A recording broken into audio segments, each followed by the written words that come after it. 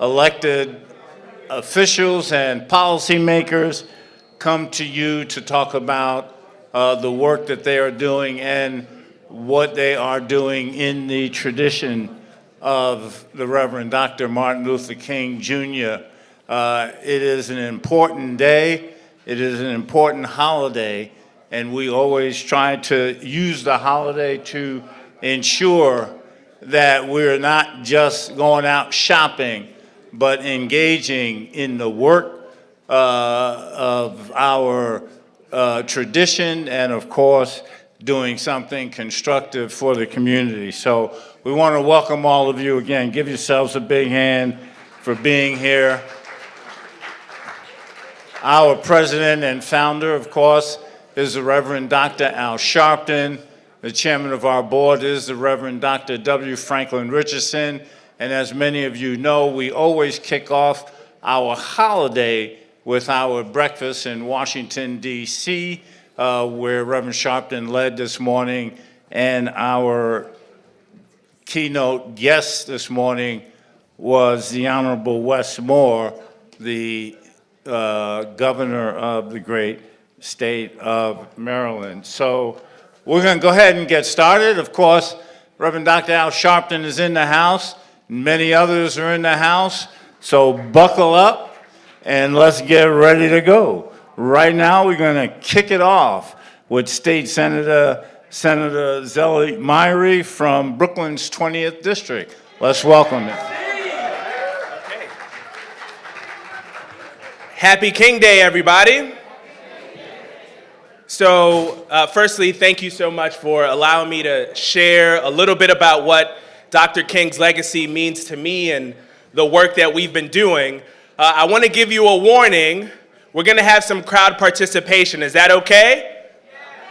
All right. Now, the message that I have for you is not for anyone here that is perfect. If you are perfect and have never made a mistake, this message is not for you. But are there any imperfect people in the room with me today? You know, we cannot forget that Dr. King was a Baptist, and he was renewed by the blood as we are renewed by the blood. So if you are imperfect, pay close attention. Think about the worst thing you have ever done. The worst thing you have ever done. Everybody has that in their mind? Now, usually in church, we would say, turn to your neighbor and tell your neighbor. Do not tell your neighbor this one.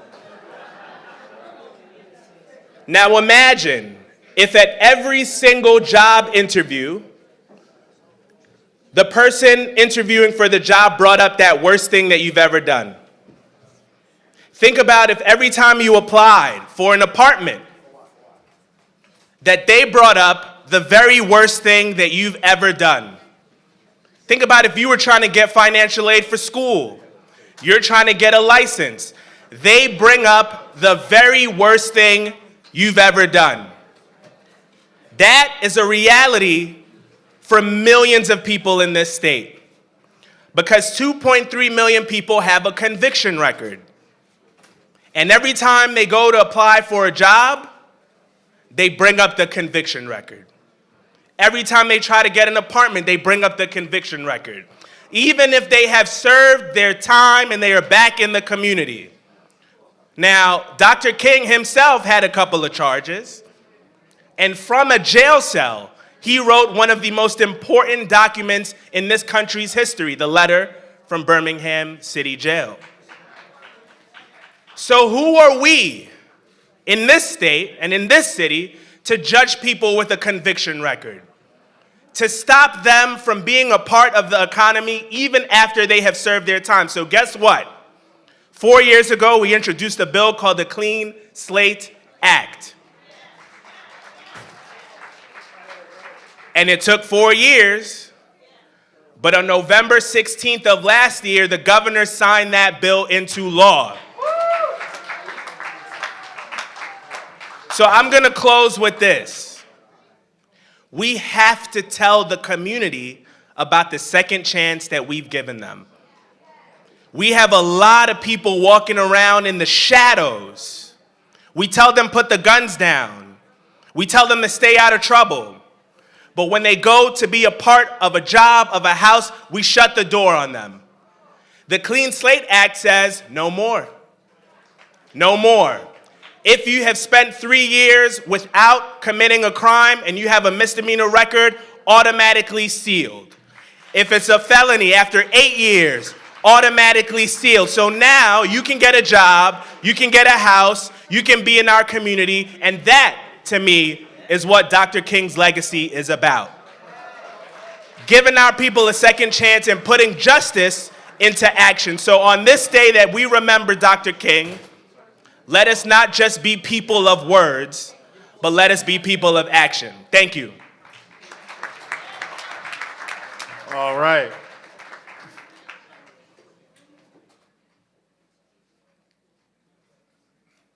All right. Trying to read the sidelines. Okay. I'm going to bring up right now, she's a councilwoman from District 47 in the great borough of Brooklyn, Sister Darlene Mealy.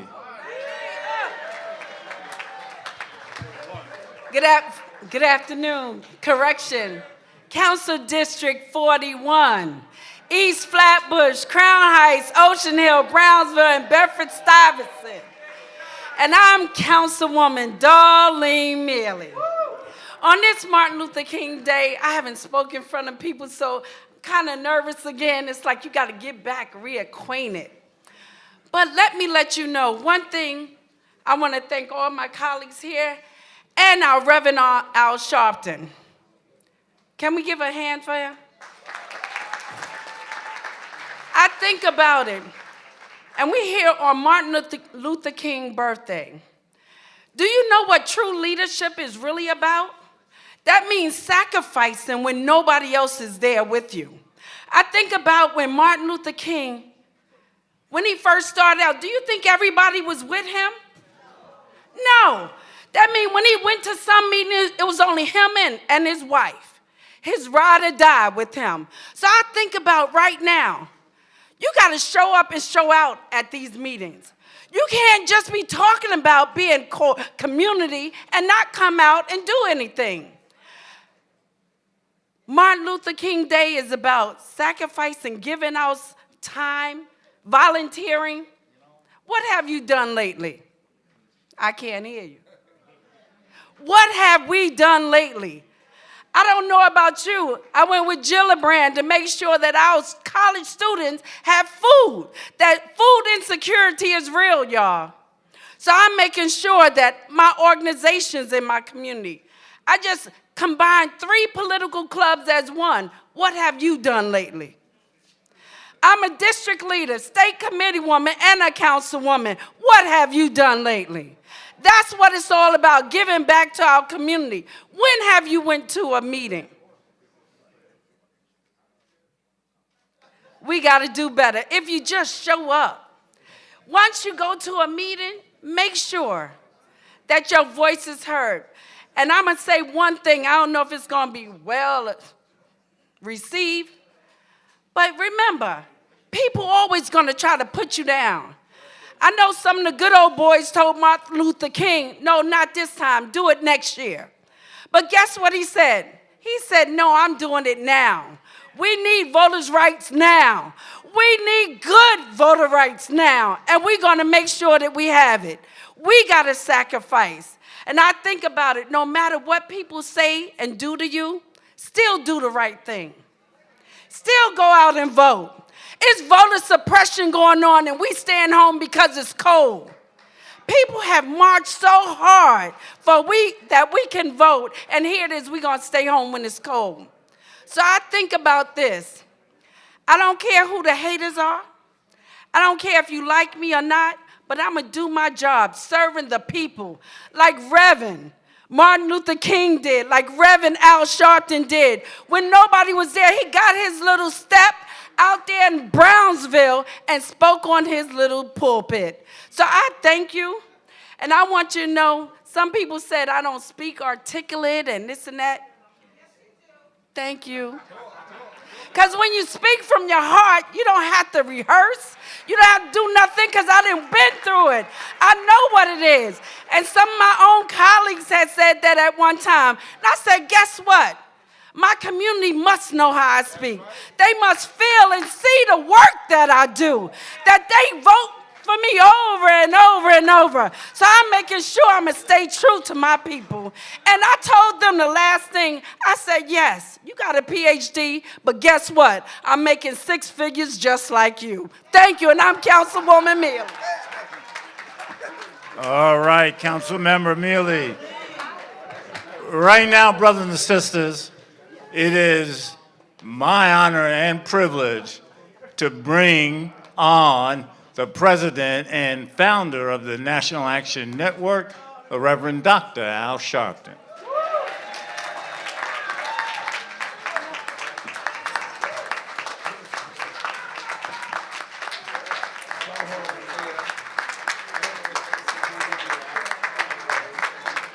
No justice. No justice. No justice. What do we want? What do we want? What do we want? When do we want it? When do we want it? When do we want it?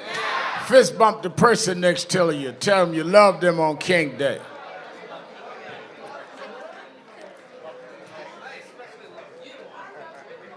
This morning,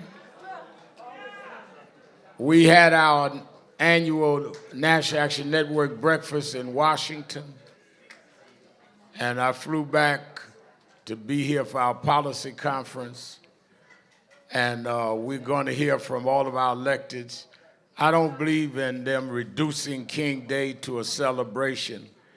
It is a continuation of what he fought for. And I want to bring on, first, aren't we glad Attorney Hardy's with us this King Day?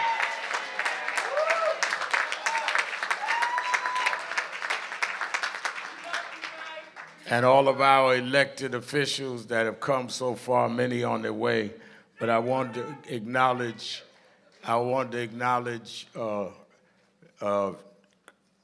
Attorney Hardy. I always respect my elders.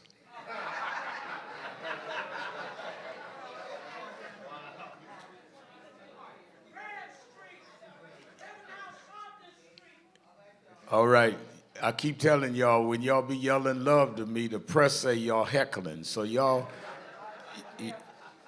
when you want to love me, come up and hug me so they can't distort it. In the 1970s, a man was running for office in Brooklyn.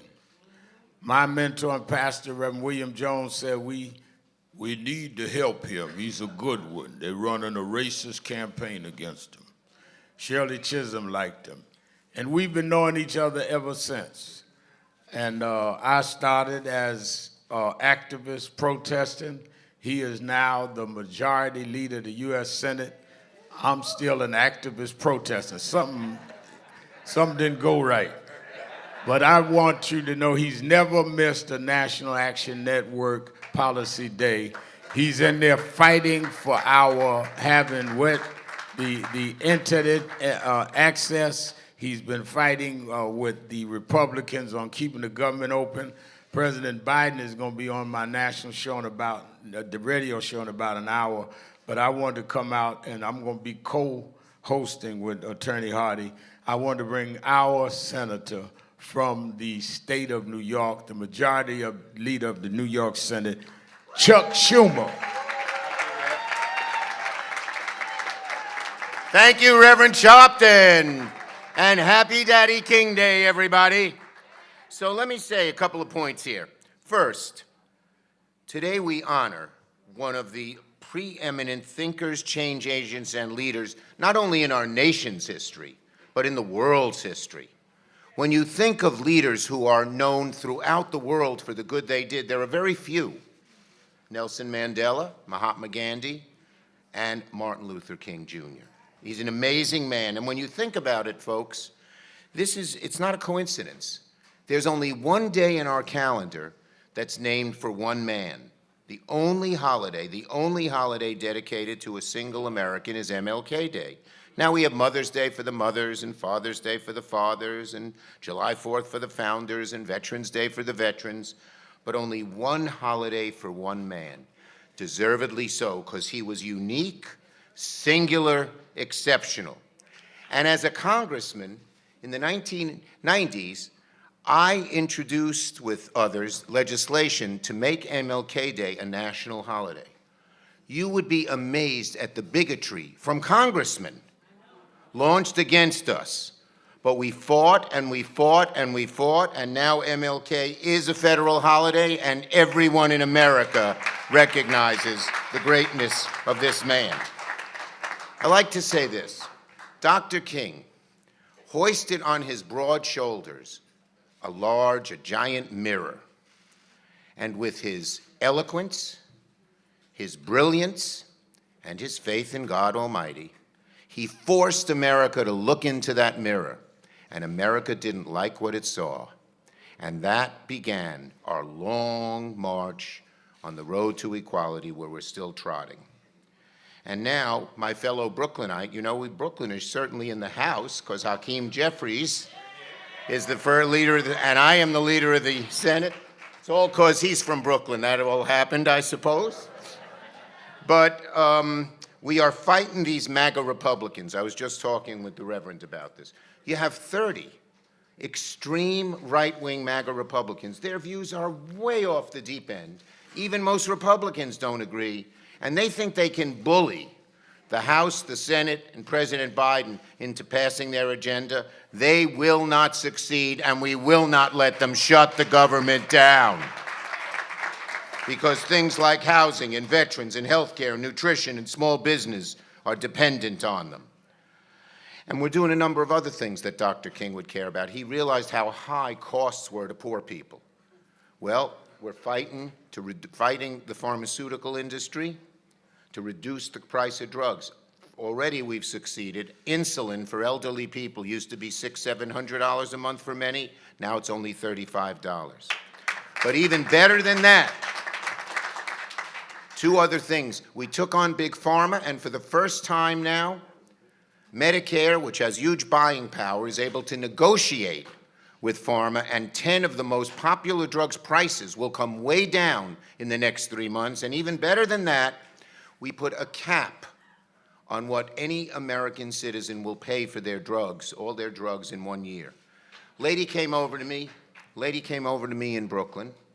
She was a healthcare worker in a hospital, and I asked her how she's doing. It was the summer. And she said, I'm doing great. I saved up. My son's starting first grade. I just bought him a computer, and now he can do okay in school because he has a computer. I saw her 3 months later. I said, how's your son doing? Not so good. I lost my job in the hospital. I can't afford the $70 a month to pay the connectivity fee, and he is lost in school without being on a computer. Isn't that horrible? And so we are fighting with Reverend Sharpton to get, we certainly want to have people who are in rural areas get the internet, but we certainly also want to have people who in the inner cities and poor communities get that internet, and we are working together to get that done right now. But one other thing on drugs. I got my two ladies mixed up. I met another woman in Brooklyn, and she said to me, my son has a very rare form of cancer. It's fatal.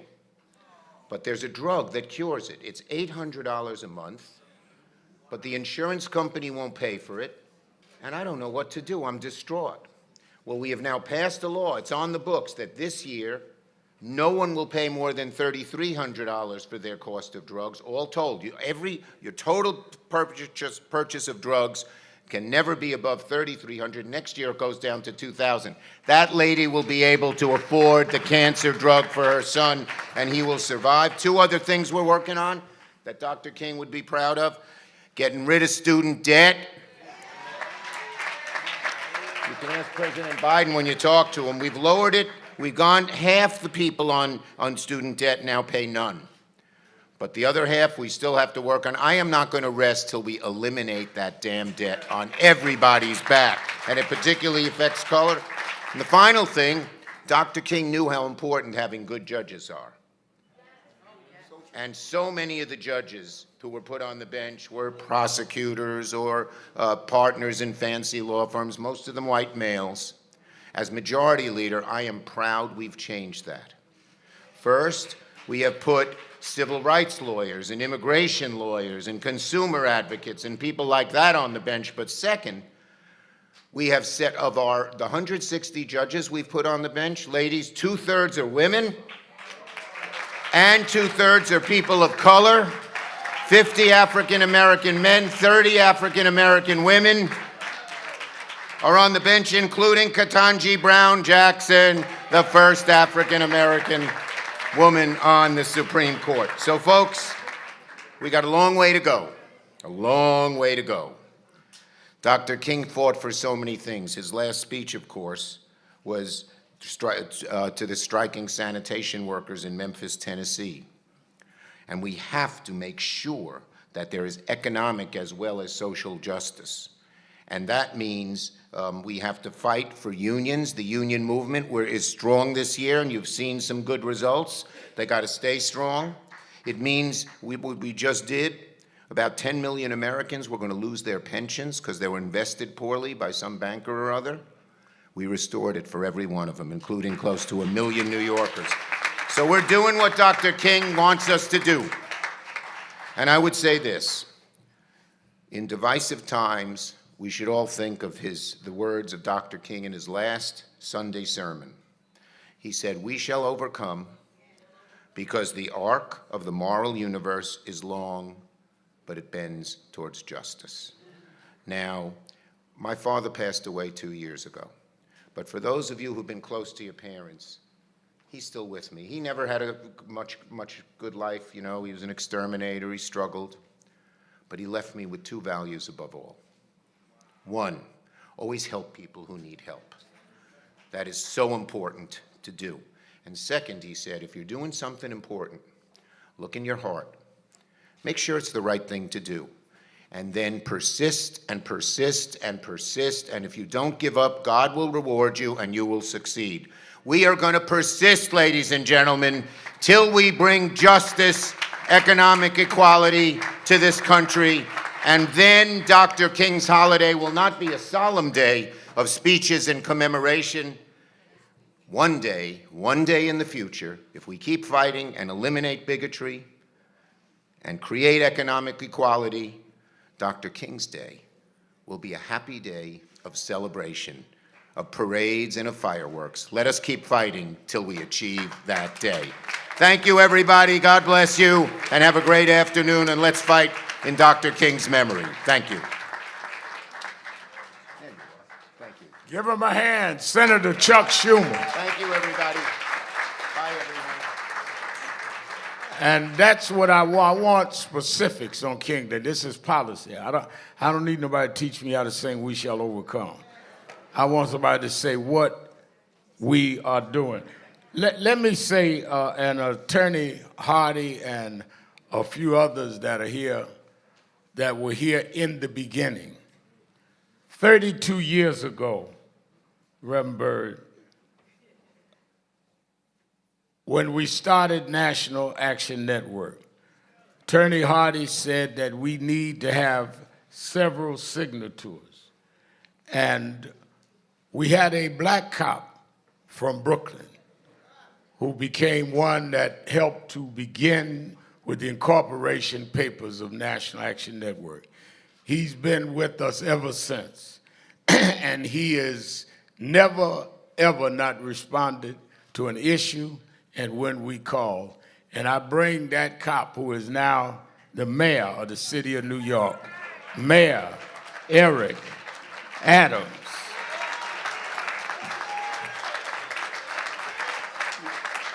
Let me say this. I'm getting ready to do my radio show with the president. But as I said, I've known Eric, and when there were threats on my family, he got 100 black men to give us 24-hour protection. There was a cop said in a walkie-talkie, I came to a march, said, Al Sharpton just showed up, should I shoot him or let him in? And when he heard about it, he came to us. So some reporter, and I try to stay out of local news because Reverend Byrd and them run the New York chapter, but some reporter called me the other day, and I hope I'm not embarrassing you bring this up, but I don't care if I am embarrassing you. We are friends. And said to me, how do you think the mayor's doing? I said, I want to know if homicides are down, if crime is down, if we're dealing with some of the school things. That's how you measure a mayor. This nonsense about who pays for his suits and what kind of suits he wears. I said, let me tell you something. That's the same game y'all played on Dave Dinkins, that he was wearing too many tuxedos and going to too many events. I guess black mayors supposed to walk around with ripped jeans and showing their underwear. Let us judge the mayor like you judge any other mayor in the United States, by his work and not his wardrobe. Y'all didn't like, I told y'all about that yelling out. I'm going to have you escorted out. Now, you know better than that. You're a Saturday morning guy. You just want me to see you had on that green fur hat talking about what? It's warm enough now. I don't care about you wearing it now. It's when you wear it in the summer I worry about you. But I want the mayor to speak, but I wanted to put that out there while all the New York press is here, and I promise I'm staying out of local stuff. But I needed to address that. They play the same playbook. When I was young and wore a tracksuit, hanging out with Spike Lee and Run DMC and all of that, it was Tracksuit Al. When I got older and put on a suit, do a TV show, oh, now he dressing. I mean, why do y'all judge us by what we dress rather than what we address? The mayor of the city of New York, Eric Adams. Thank you.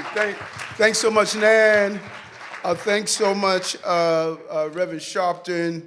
And I say, look to glance over at the audience. I see my amazing first deputy mayor, first woman of color to be deputy mayor in the city of New York, Sheena Wright. You know, I was sitting down talking to her the other day and just telling her how much she's just a real sister. Just been as solid as can be. Because, good friends walk in the room when others walk out. And there's just a consistency. Your mama just raised you well. Mama's there as well. And I think that, before I talk about the moment of Dr. King, I just want to really touch on what Reverend Sharpton stated, because many of us don't really do a proper analysis of where we are as a city. I know it's challenging for us, but, remember what we inherited. DM Wright, my chief advisor, Ingrid Martin, and my chief of staff, Camilla Josephala, and the rest of my deputy mayor teams. We inherited a city where crime was peaking in the wrong direction. We inherited a city where jobs were moving in the wrong direction. Bond raters rated our city as not one of the most impressive places to invest in. We inherited a city where we couldn't get young people summer youth jobs. We inherited a city where children who was in foster care were not able to get the support they deserved. We inherited a city where mothers were paying a substantial amount of their income to child care. Where NYCHA was being denied and ignored, we inherited that city. People told us that it was going to take us 5 years to turn the city around. 5 years. In 2 years, and I know it's hard to believe it's only been 2 years, because, being mayor, I like to say, it's like dog years. Every day is a multiple number. 2 years later, we have more private sector jobs in the history of this city. 2 years later. 2 years later, we employed 100,000 summer youth, 110,000 in our Summer Rising program. 2 years later, we gave free broadband to every NYCHA tenant, because we learned that during COVID, not having access to broadband was just as detrimental as not having access to electricity. We invested in the NYCHA Land Trust. Everyone tried to do it. No one was able to do it. 2 years later, we saw a decrease in shootings, a decrease in homicides. Well, our children were losing their lives. We were losing future Dr. Kings because bullets was carving highways of death through our community, taking our children away. 2 years later, tourism is back. 60-something million tourists are back in this city. 2 years later, We're watching investment in foster care children, paying their college tuition, giving them a stipend, letting them move in forward. 2 years later, we are seeing a record number of housing, folks. This is what Dr. King really fought for, 1968 Fair Housing Act. He fought for. And so this is not a day off for me. This is a day on. It's a day on. And when you do an analysis of what we've done in housing, we created the second highest number of affordable housing in 1 year in the history of this city. Highest number of affordable homes, formerly homeless New Yorkers in the history of this city. Connected more New Yorkers to permanent housing via our FEPS housing program in the history of the program. Think about this. So when you do the box scores and do an analysis of what type of mayor I have been, I ran on something. I lived up to what I ran on. I ran on bringing down crime. We brought down crime. I ran on recovering our economy. We recovered our economy. I ran on making our subway system safe. 4 million people are back on our subway system because we lived up to what we stated. I ran on bringing tourists back. We brought them back. I ran on not ignoring NYCHA. We have not ignored NYCHA.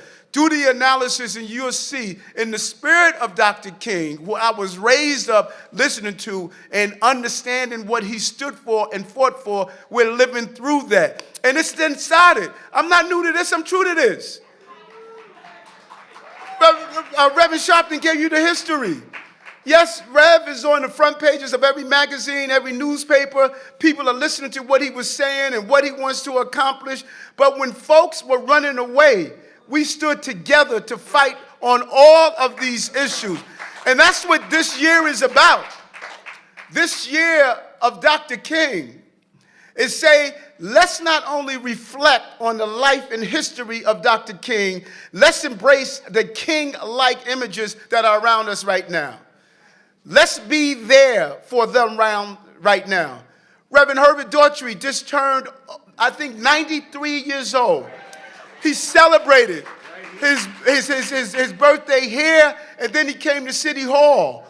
And the return of the City Hall, the same City Hall he protested in front of, he was able to come in City Hall and be with the young man that he turned around and gave him the energy and strength to become the mayor of that city that once turned him around. And go back. Go back. Go back to 1973. Clifford Glover, South Jamaica, Queens, shot in the back by Officer Shea. Reverend Herbert Daughtry was there.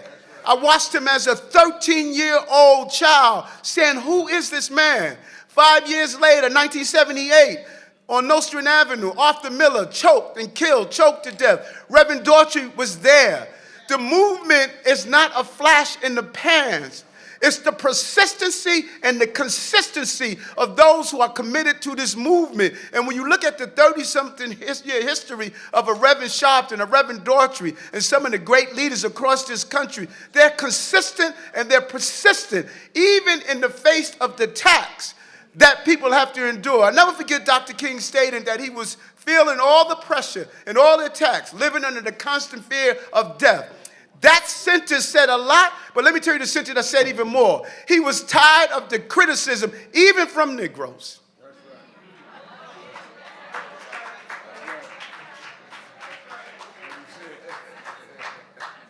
Come on. Brother was putting his life on the line. And we had everyone sitting in the bleachers of life talking about what he could have done differently or better when he was on the full contact sport of life. That's what Dr. King means to me, and why this is a day on and not a day off. This is our moment. As I see the majority leader of the Senate walk in, this is our moment. This is what Dr. King fought for. He fought for the moment we're in, a moment where we have more black and brown power in this country, in the history of this country. 4 of the top mayors in the biggest cities in America are people of color. Chicago, Los Angeles, New York, Houston.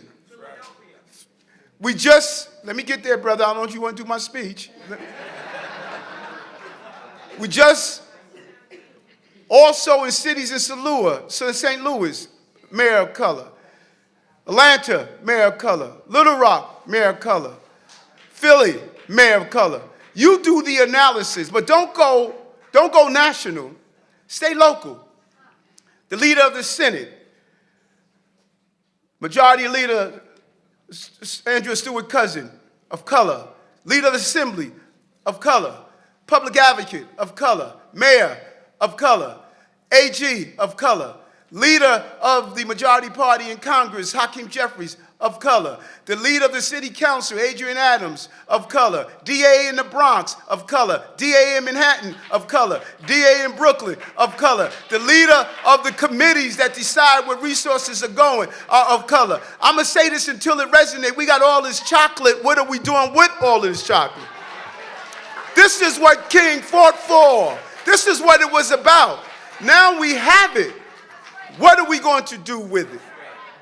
That is the question that we must answer.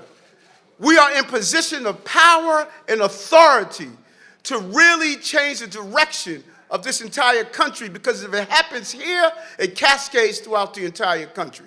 So in the day of Dr. King, let's acknowledge those king-like figures that are still around us, and let's lift them up. Let's go and see some who have fallen on hard times but have fought for us, and let's give them the support that they need. And so I'm proud to be here, and I thank Reverend Sharpton. We come here each year and give honor to the king-likes that are among us. And I hope that we continue to do so during these most difficult times that we are facing. We moved this city forward in spite of 168,000 migrants and asylum seekers that the national government placed here with the despicable behavior of Governor Abbott. In spite of COVID, in spite of all of these issues, you're seeing a king-like believer look like we should move this city in the right direction. I thank you so much. Thank you, Reverend Sharpton, for allowing me to come in. Let me say this. As we get a mayor hand, one of the things every Thursday we have been picketing in front of Bill Ackman's office, who has said that he wants to end DEI. We convened all of the blacks with power right here in the back several months ago. And I want you to hear this, Tracy. And I think that we need to convene Mr. Mayor, Ms. Majority Leader of the New York State Senate, and we need to say in the city of New York and the state of New York that any company that does not want to deal with DEI should not be doing business with the state and the city of New York. You cannot take black and brown people's tax dollars and do business and then say you're going to run out DEI. We're going to keep marching on Bill Ackman, but we have enough blacks in power to say that if you don't want to do business that is for diversity and in equity and inclusion, then you should not be able to do business in the state and the city of New York.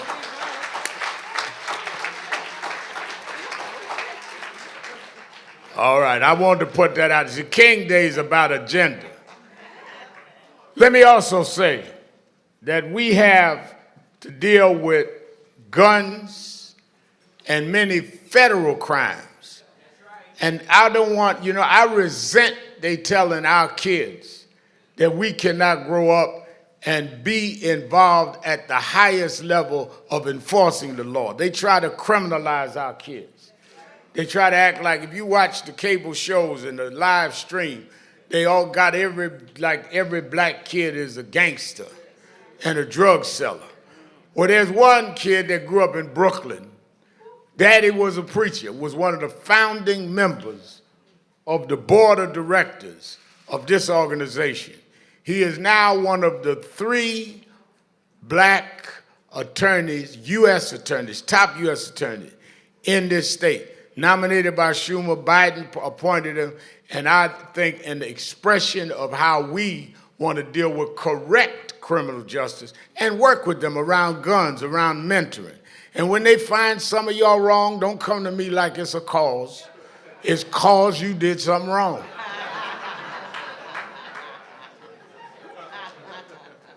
Let us welcome the U.S. Attorney for Eastern District. Give a hand, Attorney Peace.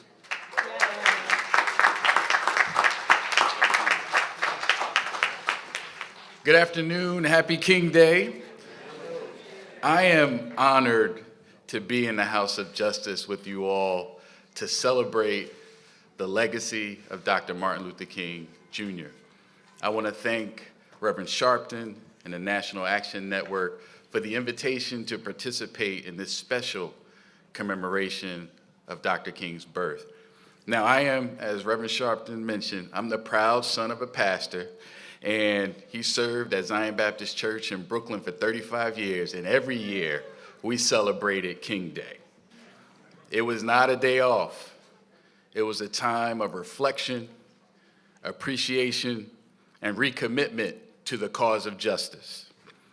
Now, I'm the United States Attorney for the Eastern District of New York, which covers Brooklyn, Queens, Staten Island, and all of Long Island, and is the home to over 8 million people.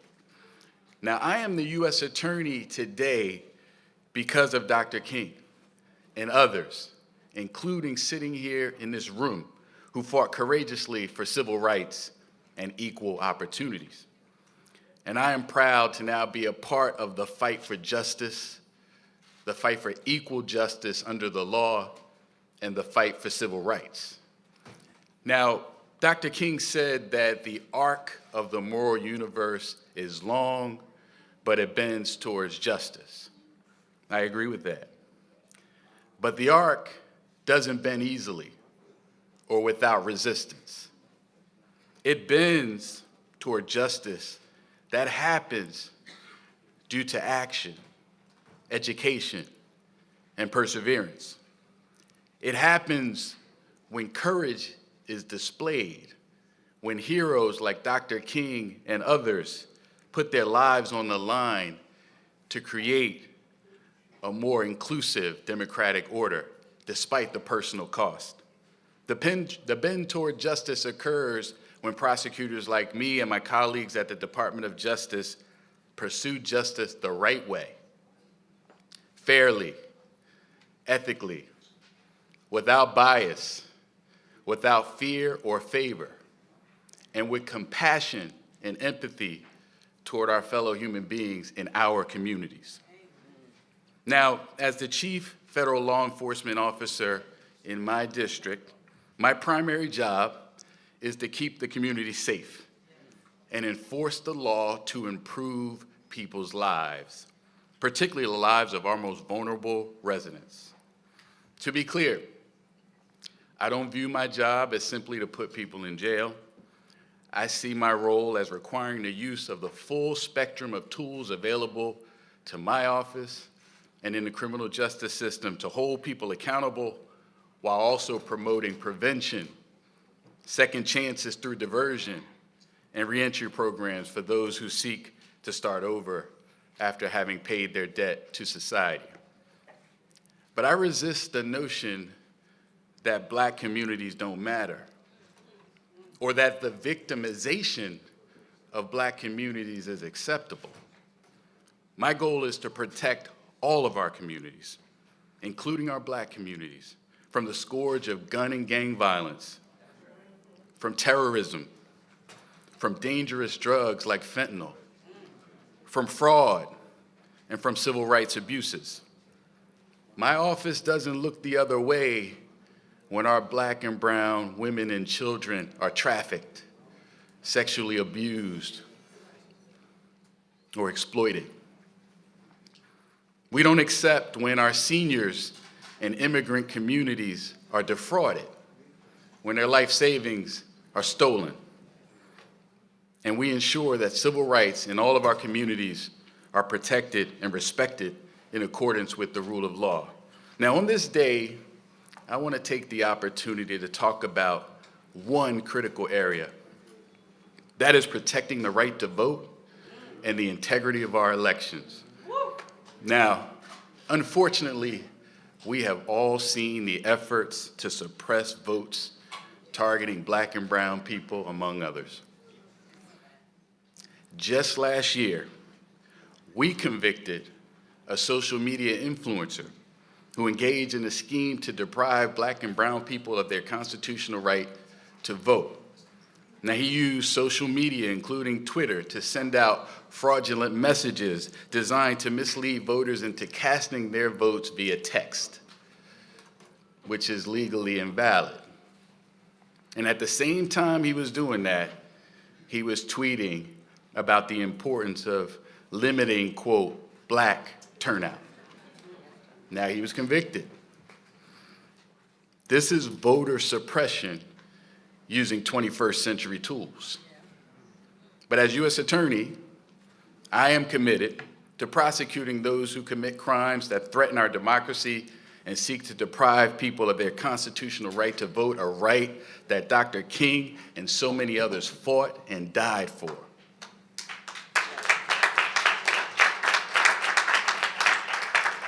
And the Department of Justice is committed to ensuring that all qualified voters can cast their ballots and have their votes counted free of discrimination, intimidation, or any criminal activity in the election process.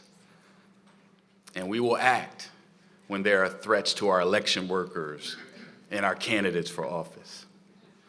So as U.S. Attorney, I stand here. I grew up in Brooklyn, as Reverend Sharpton said, and I have believed, and I believe standing here today, that I can help bend the arc of the moral universe toward justice, toward fairness, toward equality. And I hope that we can join as leaders and community members in demonstrating our collective commitment to bending the moral arc of this city and this country toward justice. Thank you very much. Happy King Day, and may God bless you.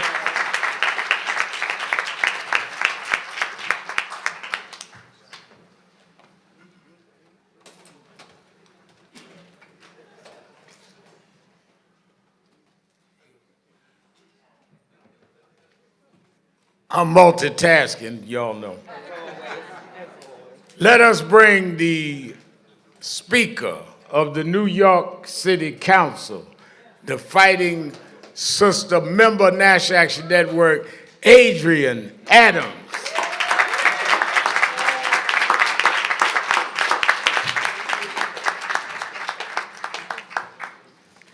Wow. You all should see what I see right now. It is a thing of beauty. Looking at you, Nan family. Being with you, Nan family. And it is such an honor to once again be with you as we celebrate the life and the legacy of Dr. Martin Luther King Jr. I want to thank, of course, our Reverend Al Sharpton and Nan, of which you all know I'm a Proud Life member, for hosting this annual commemoration of Dr. King. And I also want to acknowledge all of my colleagues in government who are here today. All of you, have all of y'all spoken already, everybody? Oh, hi. Oh, my goodness. I especially want to recognize, though, my colleagues, my members of the New York City Council who are here today. Your council member, Yusuf Salaam. Councilmember Crystal Hudson. Councilmember Shauna Abreu. Councilmember Chris Banks.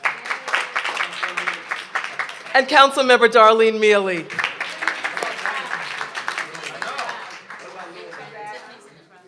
Tiffany something? Okay. Tiffany, she here? Oh, Tiffany Caban's here, Councilmember. You know, Dr. King called on all of us to work together to usher in a just world that rejects discrimination, inequality, and poverty. This message inspired people across the nation, and their contributions propelled a movement that changed the nation. We know from Frederick Douglass that power concedes nothing without a demand. Everything we enjoy today is a product of the struggles of our elders and our ancestors, the struggles that they took up to win freedom. And that spirit remains alive, representing triumph over the tragedy that stole Dr. King from us. We each bear responsibility, and we have to protect what our ancestors risked their lives to provide for us. It is up to all of us to grow the seeds of progress to bestow upon future generations. And as we are gathered here today to highlight those things that we are doing in the true and living spirit of the Reverend Dr. Martin Luther King, brothers and sisters, I am so proud to bring you some of the accomplishments of your New York City Council. As the most diverse council that this city has ever seen in its history, this obligation has empowered us to govern very differently, leading us to confront long-standing inequities. And I'm sure that I don't have to remind you that I'm the first Black speaker leading the first women majority ever in the history of the city. We look different, we talk different, we walk different, we act different, and we govern differently. We took action, Rev, to improve maternal health, passing a historic package of laws to address the severe disparities that disproportionately harm Black women. We advanced our mental health roadmap, which recognizes community-based care programs as proven solutions to prevent crises and promote healthier and safer communities. We pioneered CUNY Reconnect. And for those of you that don't know what that is, CUNY Reconnect was inspired by my own father, who earned a degree in economics by going back to college at night while driving his 18-wheeler for UPS by day.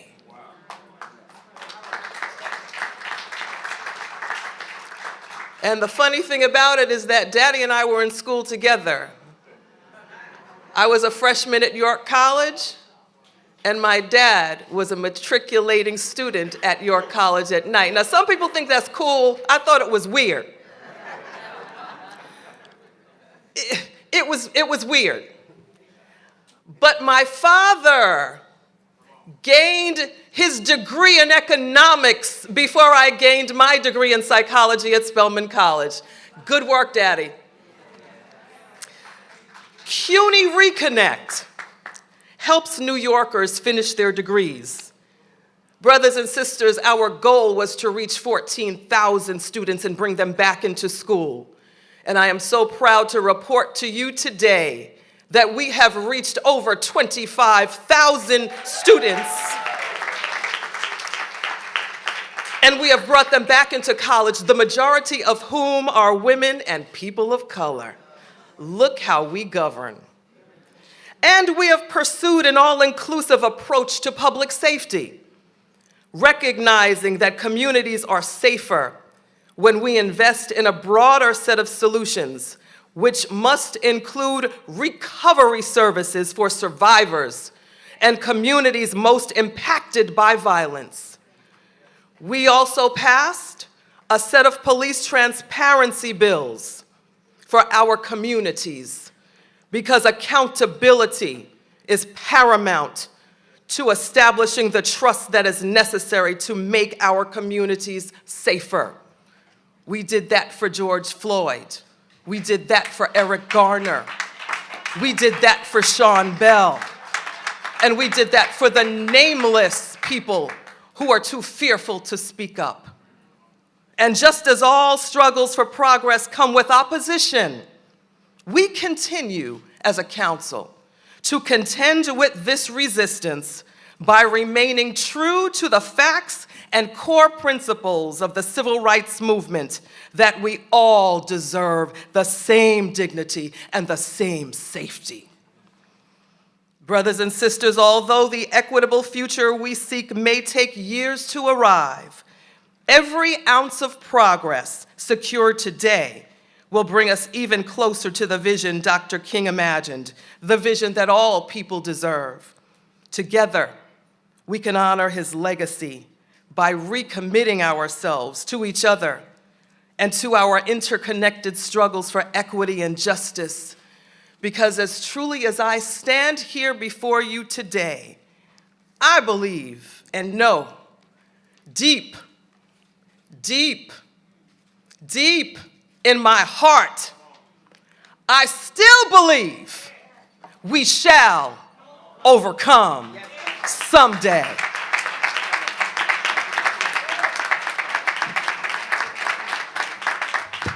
City Council Speaker Adrian Adams.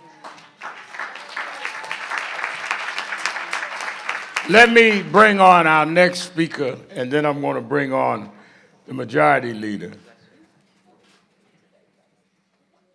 Many years ago, I was in Ghana, Africa, and got a call that Councilman John Davis had been killed at City Hall. There was a scramble for who would replace him. And the county tried to put in a candidate that they wanted.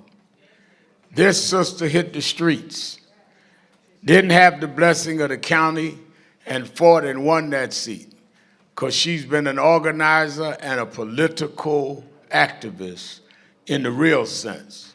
So when you see her now as a national figure, it's because she knows how to organize. She don't take no shorts.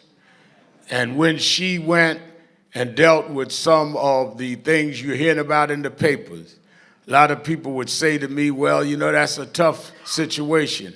I said, she from Brooklyn. She ain't scared. I bring you the New York State Attorney General Tish James.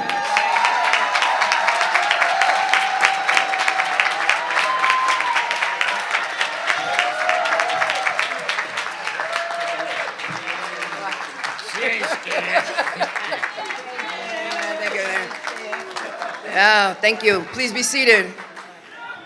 I love you more. I love you more. To the preeminent civil rights leader of our time, Reverend Al Sharpton, let's give him a round of applause, and to the members of NAN and to all of you. Today is the day where we engage in a self-examination of our country, where we look deeply in the mirror and we ask the fundamental question whether or not we've lived up to the aspirational hopes and dreams of Dr. King. And I would argue that we've not lived up to his dream at all. And that we are at a crossroads right now in this country as we face a retrenchment of our rights, the trampling of the Constitution, a retreat from the promises of our democracy. Dr. King taught me that the universe is on the side of justice, which is why I fight for justice each and every day. And after this past week, Dr. King reminded me that there is something in the universe that walks for the molding of justice. So I will continue to fight in the face of those who don't believe in justice. And I will fight for the rights of all of you and the fight for the right to hear your voices and the right to vote. And I will reject the liars, reject the stereotypes, reject the distorters of truth and the manipulators of fact. Because God is ushering in a new day. And nothing, no matter how many names they want to call me, no matter how many affronts to my professionalism and to me as a personal, no matter how many names you want to call me, because the reality is, by calling me names, it's basically a story of my life. All throughout my life, people have betted against me. And each and every time I've risen up and I've ignored all of the haters. Because Dr. King has taught me that a lie will not live forever, and that truth crushed to the ground will rise again. We must not deter from justice, our commitment to justice and our commitment to the full promises of democracy now and not ever. We will not be moved. We must not cower, not bend, not break, and not be afraid. All of us must have steel in our backbone and stand up against those who see us as a threat to our democracy. I stand here in the pursuit of justice to fight for all of you each and every day. And all that I say,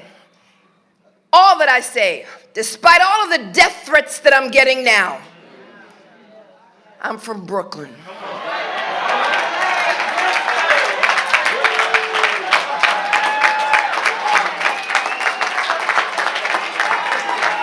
And if anybody knows Brooklyn, meet me at the corner of Nostrand and Fulton.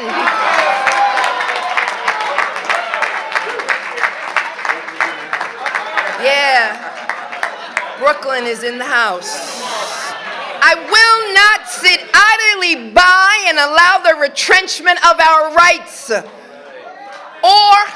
I will not sit idly by and allow the limitations on our democracy. I believe in the dream, and as a child of Dr. King's dream, again, I say to all of you, let us stand together. And this September, this November, walk quietly in defiance of all of those who have seek to trample us and have sought basically to separate us. And let us march into those polls and vote like never, ever before. Because what is at stake? Everything is at stake. Because there are individuals who represent an existential threat to our values, our rights, and all of our freedoms. And Dr. King died for you and me. And that's why we owe him a debt of gratitude. And we've got to vote and vote and vote and vote and organize like never before until victory, my friends, is won. Do not cower, do not break, do not bend, because a new day is coming. God is ushering in a new day. And that's why I wake up each and every day with this fire in my belly to improve the lives of those who are locked out of the sunshine of opportunity. That's what I do. So call me names, but just remember, my name is Letitia James.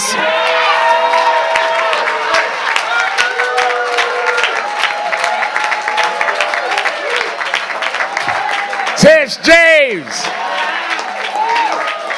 Tish James.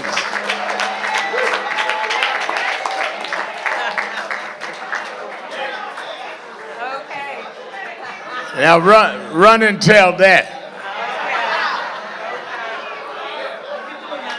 The majority leader of the New York State Senate, a hero, a shero, a queen, who has been able to bring into being the Commission on Reparations, among other things. Let us welcome Adria Stewart Cousins.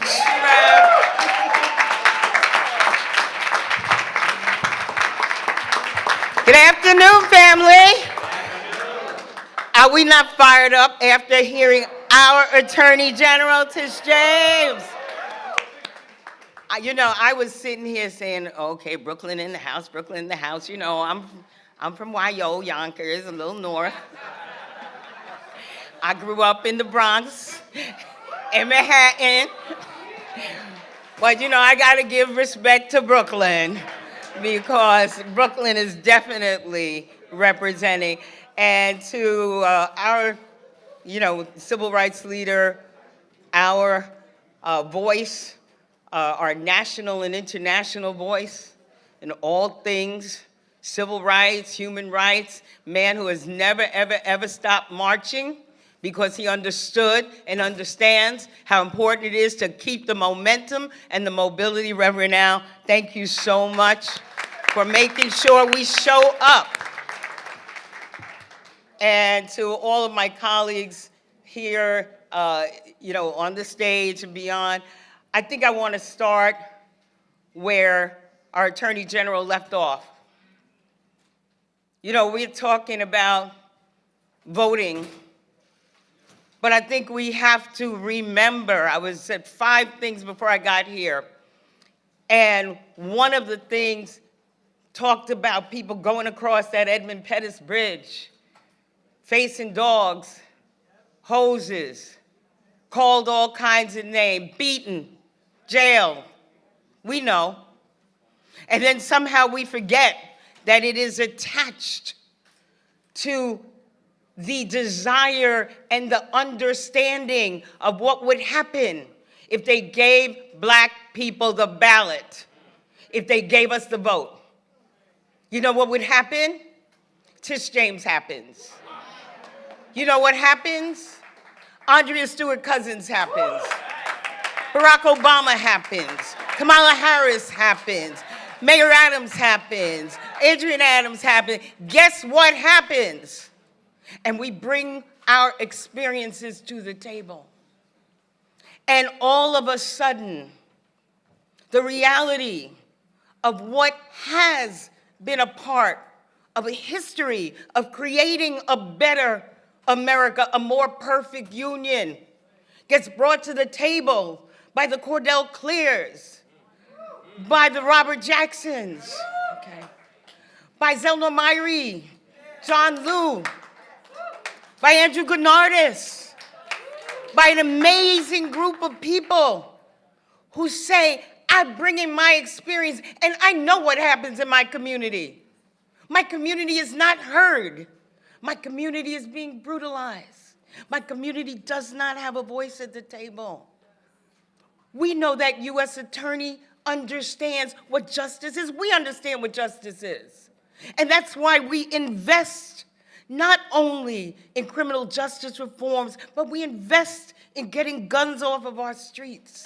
We understand that if we invest, which again, the legislature, under the leadership of both myself and my brother Speaker Carl Hastie, has invested more in education, billions of dollars more in education, paying an old debt led by our own Senator Robert Jackson, investing in teaching people, after-school programs. We've raised the minimum wage. We've given paid family leave. We've made sure that the law that the U.S. Attorney was talking about in terms of voter suppression, we passed it in the Senate last week. We passed the John R. Lewis Voting Rights Act in the Senate last year. Yes, and the governor signed the Commission on Reparations to talk about what New York's role has been.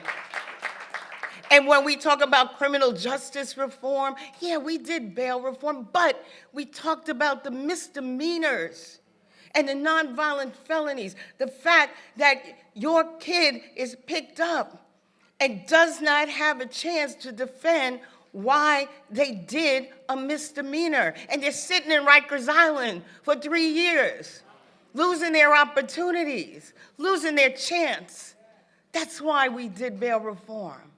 It's not for every murderer, absolutely not. And the fact that people mischaracterize what we understand is necessity to bring justice to an unfair system, we cannot stand there and act like it's true. And we can't be mad at people who have brought our issues to the table and made a difference, because we understand that the next generation and the next generation is standing on our shoulders, just like we're standing on the shoulders of Dr. King. So I stand here very proud of the fact that we begin every session with a voting rights package. And we spend in an incredibly diverse Senate. I have 63 senators. We are talking all over New York State. We have the most diverse body in the Senate that has ever existed.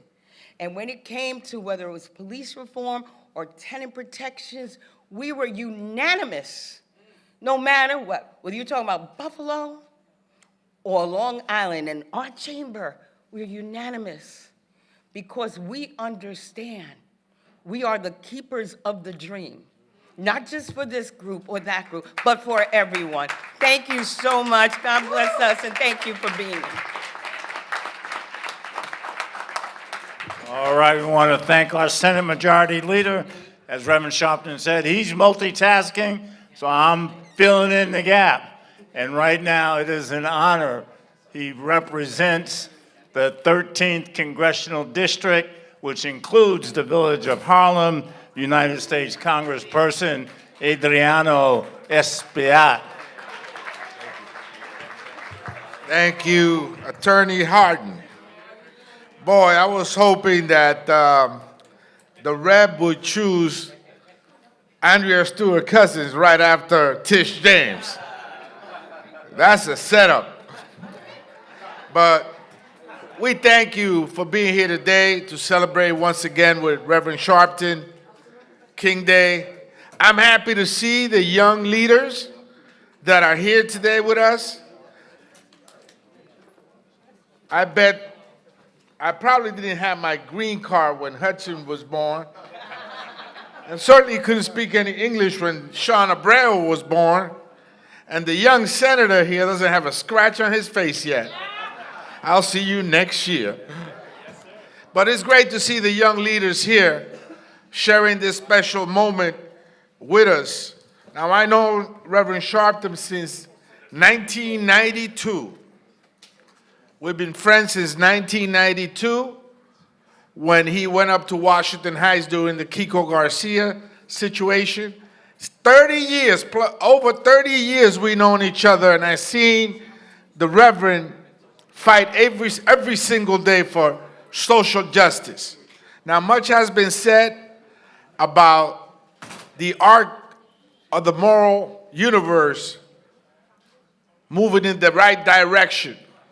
But I also know that politics is a pendulum. And if you read the chapters of history, you will see that it shifts back and forth.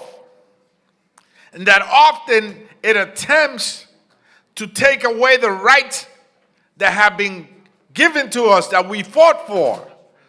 So you see Brown versus the Board of Education, 1954. You see affirmative action now. You see the civil rights laws and the voter rights laws of 1964 being shifted and being taken away from us. And so politics is a pendulum, and right now that pendulum is at a place where we have someone running for office that says that they will be a dictator on day one. We have someone for office that prides himself in cuddling openly with white supremacists. That is the pendulum of history. So when that occurs, we must take our collective shoulders and move the arc of the moral universe. Move it with strength, with unity, with purpose. And so that's where we stand right now. In a society that's trying to take away the rights that we fought for decades, that Martin Luther King Jr. fought for, and perhaps brought us all here to remember. So let's make sure that we fight together for those issues that bind us together, that are relevant not only for us, but for the young leadership that's here right now. Towards the future, Attorney Harden. We have the 2nd Avenue subway coming up, taking place right now to fill perhaps the biggest transportation desert in the city, if not the state, right through Harlem. It means absolutely nothing unless it brings jobs to our community. We have the Kingsbridge Armory, the biggest armory in the country in the Northwest Bronx. $100 million given by the mayor, another 100 by the governor. It means very little unless there are jobs that lift families up. And so let's stay focused. Let's stay true to the King legacy. And let's lean into the art of the moral universe and shift it in the right direction. So I want to conclude by saying that we have a leader in this city who has been around for some decades now, and he brings us all together here. His name is Reverend Al Sharpton. And working with him and the activist community, we cannot forget that this cannot happen without activism. And somehow I feel throughout the years that pure, unimpeded activism seems to be fading away. We must take it back.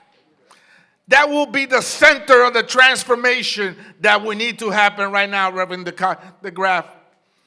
And so let's stay together.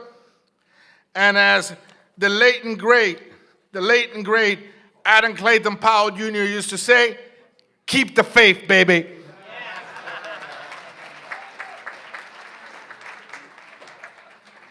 I want to thank you, Congressman. All right, just want to very quickly recognize State Senator John Liu. He was here, he had to step out, and now it is my privilege to bring the New York State Comptroller, Tom DiNapoli. Good afternoon, everyone. Happy Martin Luther King birthday celebration here at the House of Justice. Thank you, Reverend Sharpton. Thank you, Michael Hardy, and the entire NAN team for once again bringing us together. Always an impressive turnout of my colleagues in government with very important messages, and certainly this great turnout here from the community. I'd rather be here than at the Iowa caucuses. Don't you agree? Right? This is a better place to be. So, in 1968, they may have taken away the dreamer, but they did not take away the dream. And that's why it's so important that we gather once again on the Dr. King birthday commemoration to remind us that that dream is more urgently needed today than it ever has been before. It's a very tough time we're going through right now. We need that sense of hope and strength that Dr. King conveyed, because every time we open up the papers, it just seems that in some ways it's all getting worse.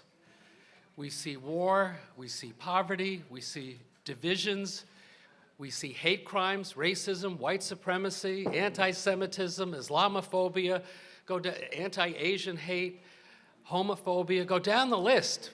It's 2024. We were supposed to be getting better.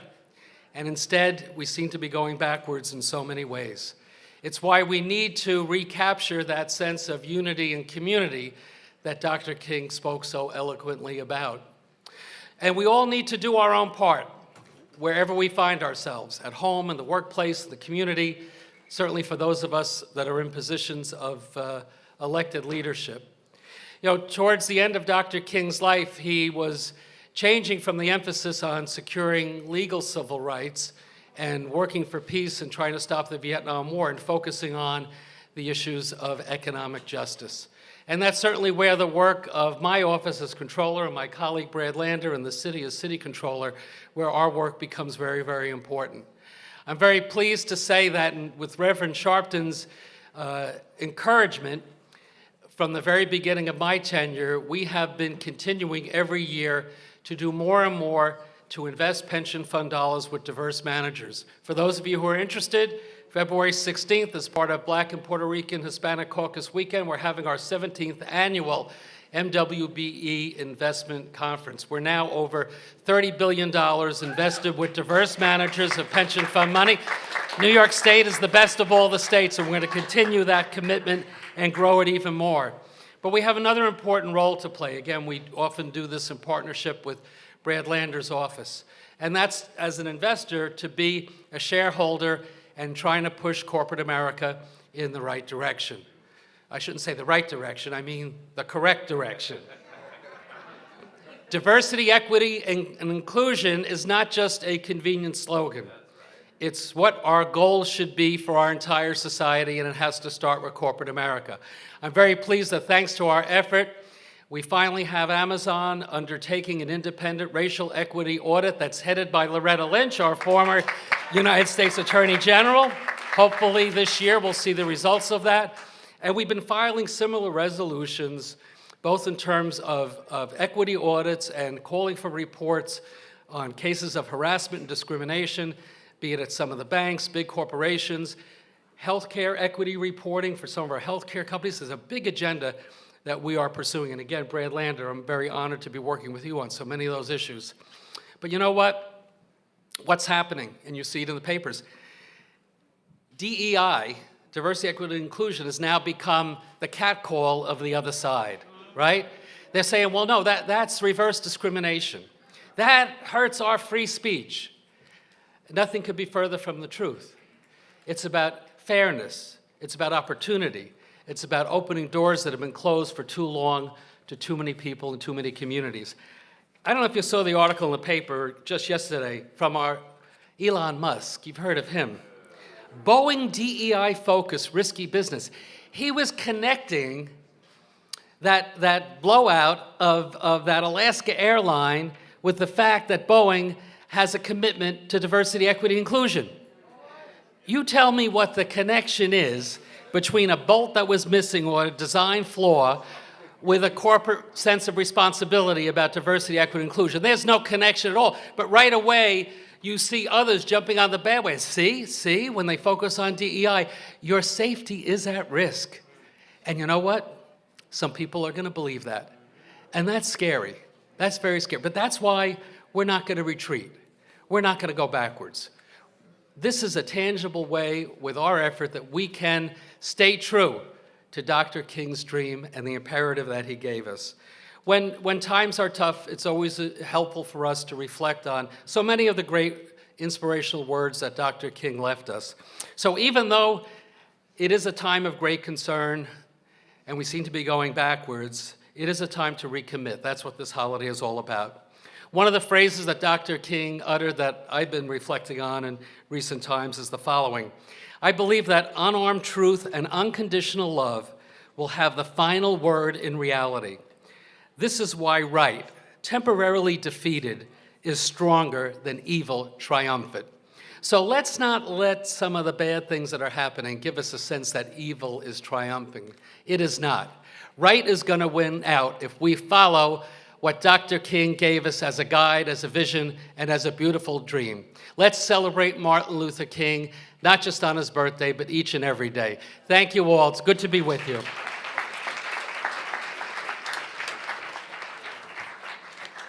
Thank you, Controller DiNapoli. All right, we're going to come back to the city and bring our New York City Controller, the Honorable Brad Lander. Thank you, Michael. Good afternoon, National Action Network. It is great to be back in the House of Justice. Thank you, Michael. Thank you, Tom DiNapoli, for all those great shout-outs. We are really doing a lot of work together in partnership, and actually I'm going to speak to some of it here because the text I am reflecting on today is Dr. King's 1967 speech, Where Do We Go From Here? And he said, one day we must ask the question, why are there 40 million poor people in America? And when you begin to ask that question, you are raising questions about the economic system, about a broader distribution of wealth. Unfortunately, the maldistribution of wealth continues to this day. As part of the effort to win that reparations commission, my office recently released a study of the racial wealth gap in New York. We found that white households in New York have a median net household worth of $277,000, 15 times the median net worth of black households in New York, which is $19,000. The black-white homeownership gap is wider today than when the Fair Housing Act passed in 1968. And of course, that adds up to opportunity denied to millions of African Americans over generations, because $277,000, that's enough to retire with some security, or to give your kid a down payment on a home, or to weather a medical emergency. But $19,000 is not enough to do any of those things. Now, in that same speech, King argued that much of this disparity was because blacks were locked out of business opportunities. He said, whites controlled even the garbage of blacks. Black exterminators, janitors, contractors, painters, masons, electricians, excavators, forced to remain small by the monopolies of white contractors. Now, at the time, the SCLC was going up against Seal Test Dairy that was discriminating against, was locking out black contractors. But you know, today in New York City, Dr. King would be very disappointed with how we are doing at providing opportunities for black contractors, for construction, for food, for services, for a whole range of activities. In New York City, about a quarter of New Yorkers are African American, are black. 1.57% of New York City's contracts go to black-owned businesses. 1.57%. Now, that number's from fiscal year 2022, before we got our first Chief Business Diversity Officer, Michael Garner. So we're proud to be working with him and with the mayor and with Reverend Jacques DeGraff and others in this room, so that next year we can come back and say, we paid attention to what we read from Dr. King last year, and we are making progress on MWBEs in New York. Now, Dr. King was not only talking about opportunities to exterminator or construction companies. He said in that same speech, there was another area through this economic program, and that was the development of financial institutions controlled by blacks, which are sensitive to the problems of economic deprivation of the black community. And in that spirit, like our state comptroller, and with the wisdom of Cara Wallace and with some amazing partners like Tracy Maitland, we're working every day to increase the diversity of the companies who manage the assets of our pension systems in New York. In my first year, the value of pension assets controlled by black and brown managers increased by $2.7 billion. But we've got plans in place to do way better than that. We're gonna grow the percentage of our funds from 11%, which is what it was when I got there, to 15% next year, to 20% by 2029. That'll be $30 billion more managed by black and brown asset managers. The evidence was clear in 1967, and it's clear today. When ownership is held by black business owners and asset managers, they share it better with black communities, of course, but not only there. In Heather McGhee's book, The Sum of Us, she talks about the solidarity dividend, the way in which when we confront the racial wealth gap, it shows up as safer communities, as a more vibrant economy, as better educational opportunities for all of us. And that's why we joined Tom DiNapoli in those fights. We're suing Fox News for the defamation lawsuits. We're bringing shareholder resolutions at Starbucks. We are working to build that more diverse and inclusive economy that works better for all of us. Now, I want to close with some reflections that are a little more personal for me as a Jewish person. Growing up, I almost thought of MLK Day as a Jewish holiday. My synagogue youth group, we'd always go on service trips or march against apartheid in South Africa or go to a black church for the day. Jews are proud of the legacy of participation in the civil rights movement. We see that picture of Rabbi Heschel and Dr. King. And that's why I have been so angry in recent weeks when some Jewish leaders have led efforts against diversity, equity, and inclusion, including the ouster of Claudine Gay, arguing that somehow So let's be clear. Diversity, equity, and inclusion were the very principles that Dr. King was fighting for. Now, he understood those efforts must include the fight against anti-Semitism. He called it immoral. He said it upholds the doctrine of racism. He spoke against it many times. So would Dr. King support including teaching about anti-Semitism in DEI efforts? Of course he would. He would condemn those who are praising Hitler, dining with white supremacists, or denigrating Jewish safety, but he would sharply criticize efforts to weaponize anti-Semitism against DEI and civil rights efforts, just as sharply as he criticized those white moderates in Letter from a Birmingham Jail, Jewish and Christian leaders who thought they could set a timetable for another people's freedom. And that's why I was proud to join Reverend Sharpton and Gwen Carr out in our protest outside Bill Ackman's office last week. The way to keep Jews safe then and now is not to dismantle the Civil Rights Coalition. It's to build a stronger, broader coalition against hatred and for inclusion and for justice. And finally, because today is also 100 days since October 7th, I feel compelled to say this. Dr. King supported Israel's right to exist. He said so numerous times, and it's a source of pride for us. But it's also important to dig a little deeper. In June 1967, just a few weeks after the Six-Day War, in which Israel captured the West Bank and Gaza and Sinai, Dr. King said, and I quote his words, "For the ultimate peace and security of the situation, it will probably be necessary for Israel to give up this conquered territory." Dr. King was calling for an end to the occupation in 1967. And you know he would be 50 years later. He said, oppressed people cannot remain oppressed forever in that letter from a Birmingham jail. Now, he would vehemently oppose Hamas' brutal attacks on October 7th. He said, violence as a way of achieving racial justice is both impractical and immoral. It seeks to annihilate rather than convert. Violence ends up defeating itself. But he would also speak out against the war Israel is waging in Gaza, killing over 23,000 Palestinians, mostly women and children, 80% of folks displaced, a famine close at hand. Wars are poor chisels for carving out peaceful tomorrows, he said in that Nobel Prize speech. So we can't know what he'd be saying today if he were alive, but his words and actions sure make clear to me that he'd be calling for a ceasefire, for a return of all the hostages, for an end to the war, and reminding us that the only path forward is one that leads to a genuine peace grounded in mutual recognition and justice. Injustice anywhere is a threat to justice everywhere. We are caught in an inescapable network of mutuality, tied in a single garment of destiny. God bless all of you and to everyone who is laboring to make Martin Luther King's dream a reality. Thank you all very much. All right, thank you, Comptroller Lander. You know, first I want to do this. I want to give all of our speakers who've both been here and are still here that we're going to hear from a big hand.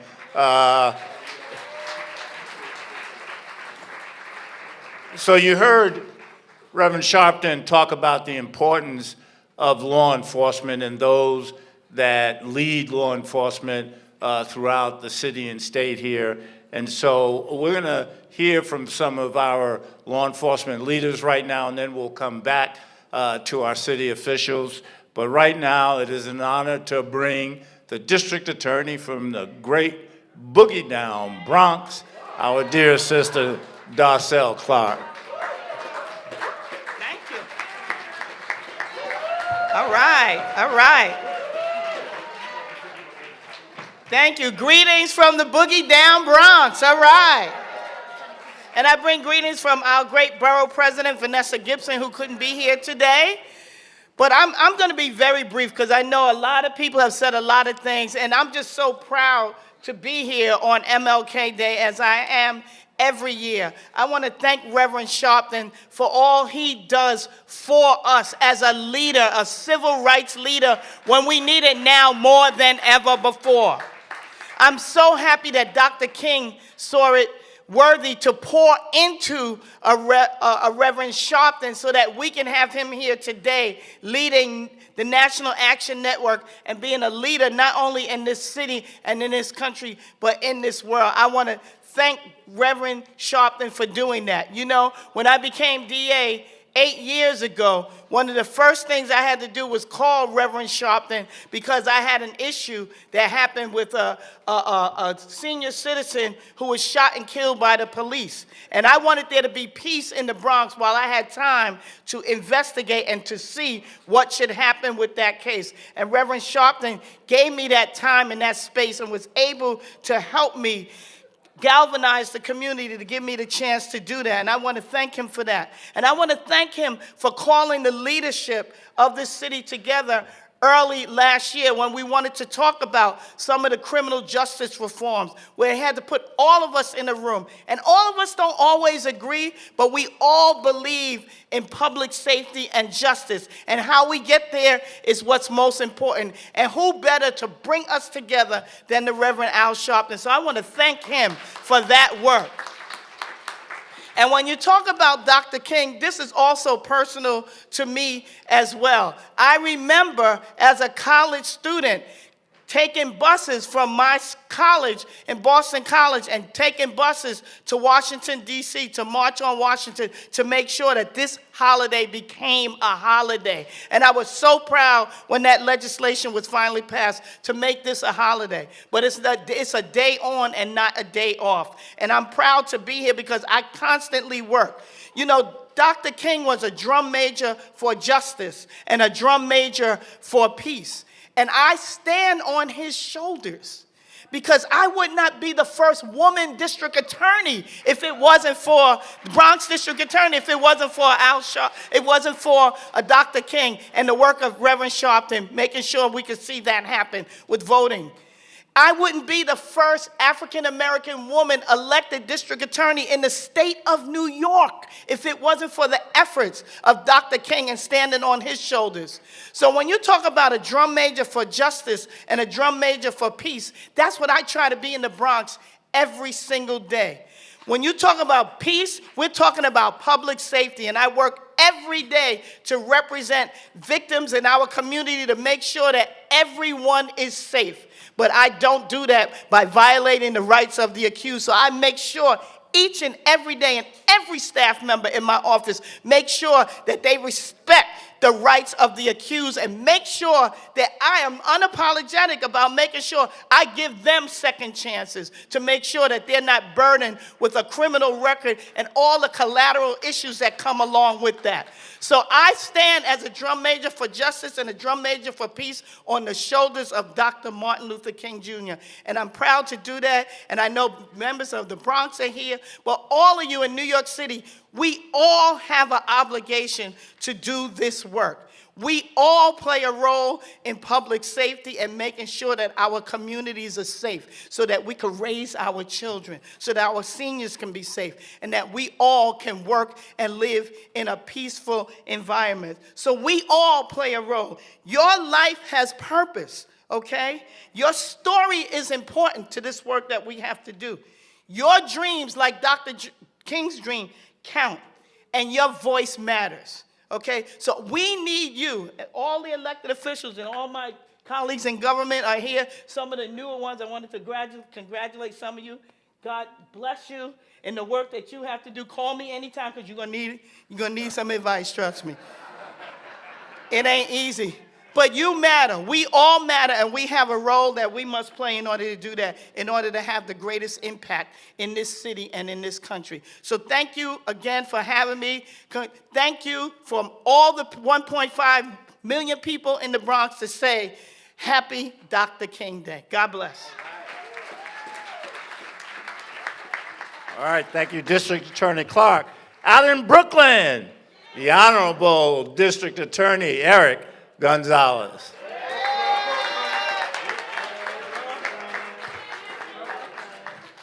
Good afternoon, House of Justice.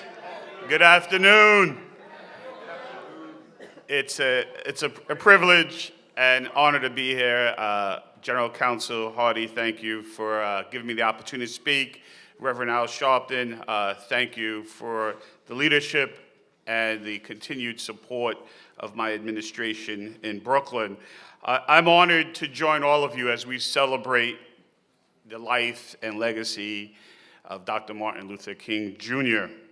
Now, we heard Reverend Sharpton speak about it. We definitely heard, all of us heard, the great Attorney General of New York State, Tish James, talk about it.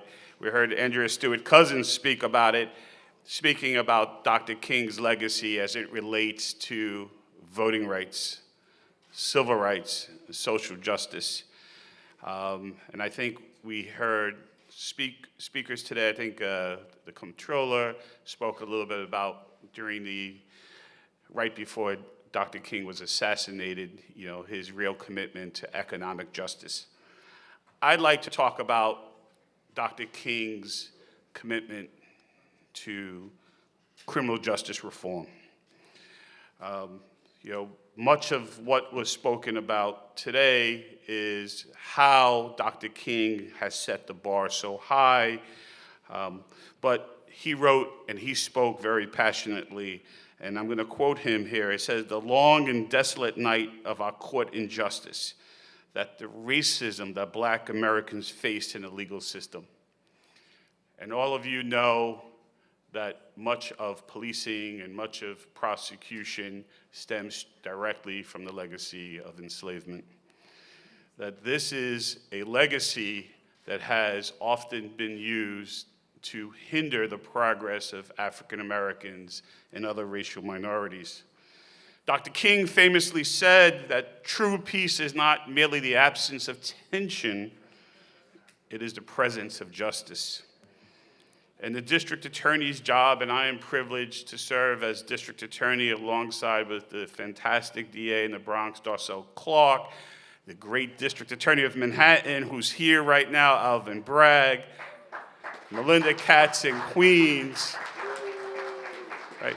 I'm proud to serve with these leaders who have committed themselves to making sure that our city moves in the right direction in terms of public safety.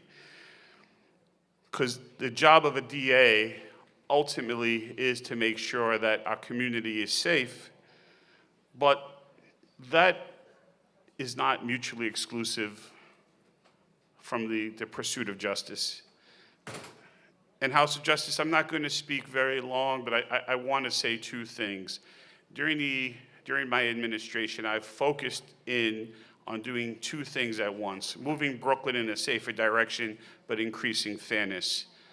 Fundamental fairness, the type of fairness that you can actually feel when you step into a courtroom, the kind of fairness you could feel when you're a victim of a crime and the office actually cares about your life, the kind of justice you feel when you're accused of a crime that you know you can get a fair shake. That is the district attorney's office that I lead in Brooklyn. There's 1,200 employees in that office who recommit ourselves each and every year to making sure that we keep families safe. We got them in the house, all right. We keep families safe, but we do it in fundamentally fair ways. And my predecessor, and many of you know him, the late, great Ken Thompson, a mentor to me. When I worked for Ken, one of the things he entrusted me with was the creation of the Brooklyn Conviction Review Unit. That unit has been considered a gold standard, and I believe still is a gold standard of doing the work in reevaluating miscarriages of justice. And as district attorney, I can tell you that it's not simply correcting past wrongs that's important. It's acknowledging that they existed in the first place. It's saying to people who have been harmed by the criminal legal system that we got it wrong and we owe you an apology. We have to give you back your good name. We have to do more than just simply sweep it under the rug.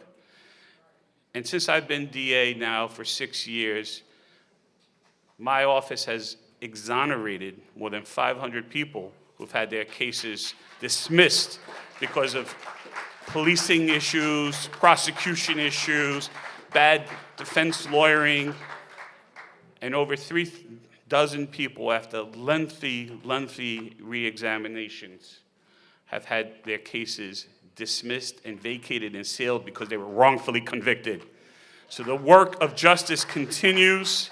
We can do two things at once, because you heard the mayor of New York City tell you that crime was down in the city. Well, crime is down in Brooklyn as well. Shootings are down by more than 25%. Homicides are down again year after year.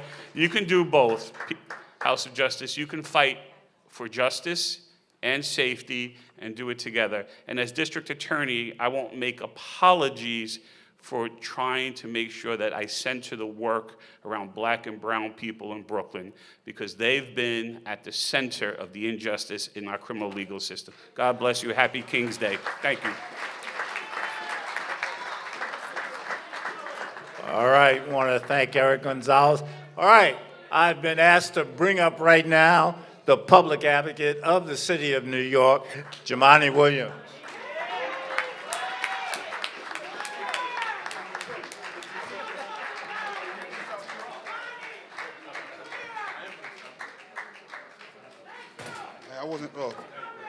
Peace and blessings, love and light, everybody. Thank you. What's up, House of Justice? How y'all doing? I'm very excited to be here with all of my colleagues in government. We've all given our MLK speeches a few times today. Peace, peace. But we haven't done a House of Justice, so this is where it counts. Happy King Day, y'all. So I've been telling everybody I don't really like to celebrate the sanitized king. I like to celebrate the revolutionary radical king. So I want to make sure that we do that. I know a lot of folks will lift up the name but won't lift up the work and what he was actually trying to do. So I know a lot of people are going to be misusing his name today. There'll be some folks talking about that he was a member of the Republican Party, as if the party he belonged to is the fascist, Nazist, authoritarian party that it is today. It's just not true. There's some people that are going to forget to tell you that he asked whether or not he had integrated into a burning house. He was concerned about that. He was very concerned that he had integrated to some craziness. People will forget to tell you that he was attacking systems even until his death with the Poor People's Campaign. So he was attacking the sinful natures of capitalism and the sinful natures of what our politics does to people. It's important to lift that up because we have more black and brown leadership than we've ever had now in the city, state, and the nation. That is awesome.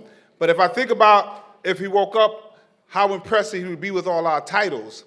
By the way, I want to keep my title. I want to be clear about that. The title is pretty dope. But how impressed would he be? Because I think he wanted black people to do better, not just black persons. And so we have seen persons elevate to some amazing positions, but at the same time, just in New York City, 200 black folks had to leave because they couldn't afford to stay here. The income wealth gap between black and white in this nation is the same as it was in 1968. So we have all of this power. The question is, what are we doing with this power and what are we doing with these titles as we celebrate Dr. King, who lost his life, and many of us can't even risk our seat. At least we're not dealing with the violence we were dealing with in the inner city. Oh, wait, we still are. At least we're not dealing with the over-policing and innocent people dying at the hands of law enforcement in response to that. Oh, but wait, we still are. At least we don't have to worry about the black vote. Oh, wait, we actually do. And so the question is, what is it that we're actually doing with the power that we have? Dr. King also said, what is the point of integration at a lunch counter if you can't afford to buy a hamburger? What is the point of freedom if you don't have a living wage to have a decent life? These are things that he brought up, and I don't want us to forget the radical, revolutionary king in exchange for a sanitized memory of him. And this one, I might make it some hot, but I gotta say it because Dr. King was an ardent supporter of Israel, and I'm sure it's been said. But people are gonna bring that up as if he would not have been adamantly clear that we have to cease what's happening in Gaza today. He 100% would have made mention that we want to stop 20,000 people from dying, including the hostages that we want to bring home. So he would have lifted up the hostages and said, we got to bring them home now. But he also would have said, we have to stop the death and destruction that's happening in Gaza tonight, because people are going to die tonight. So if you're going to use his name for real and talk about all that he would have done. Don't know how to solve the Middle East crisis. I really, really wish that I did, and I don't. But all of us up here represent New York City, and in New York City, there is a lot of people who are hurting. When I go to churches and synagogues and mosques, there's a lot of pain, and our job is to lift that pain together and make sure people can see us and say, I see your pain, and in the memory of Dr. King, we're going to lift that pain up with love and not decide one person is more important than others. It should not be that we're praying for hostages in Gaza and not praying for the people of Gaza. I think all life is sacred. Do y'all agree with me?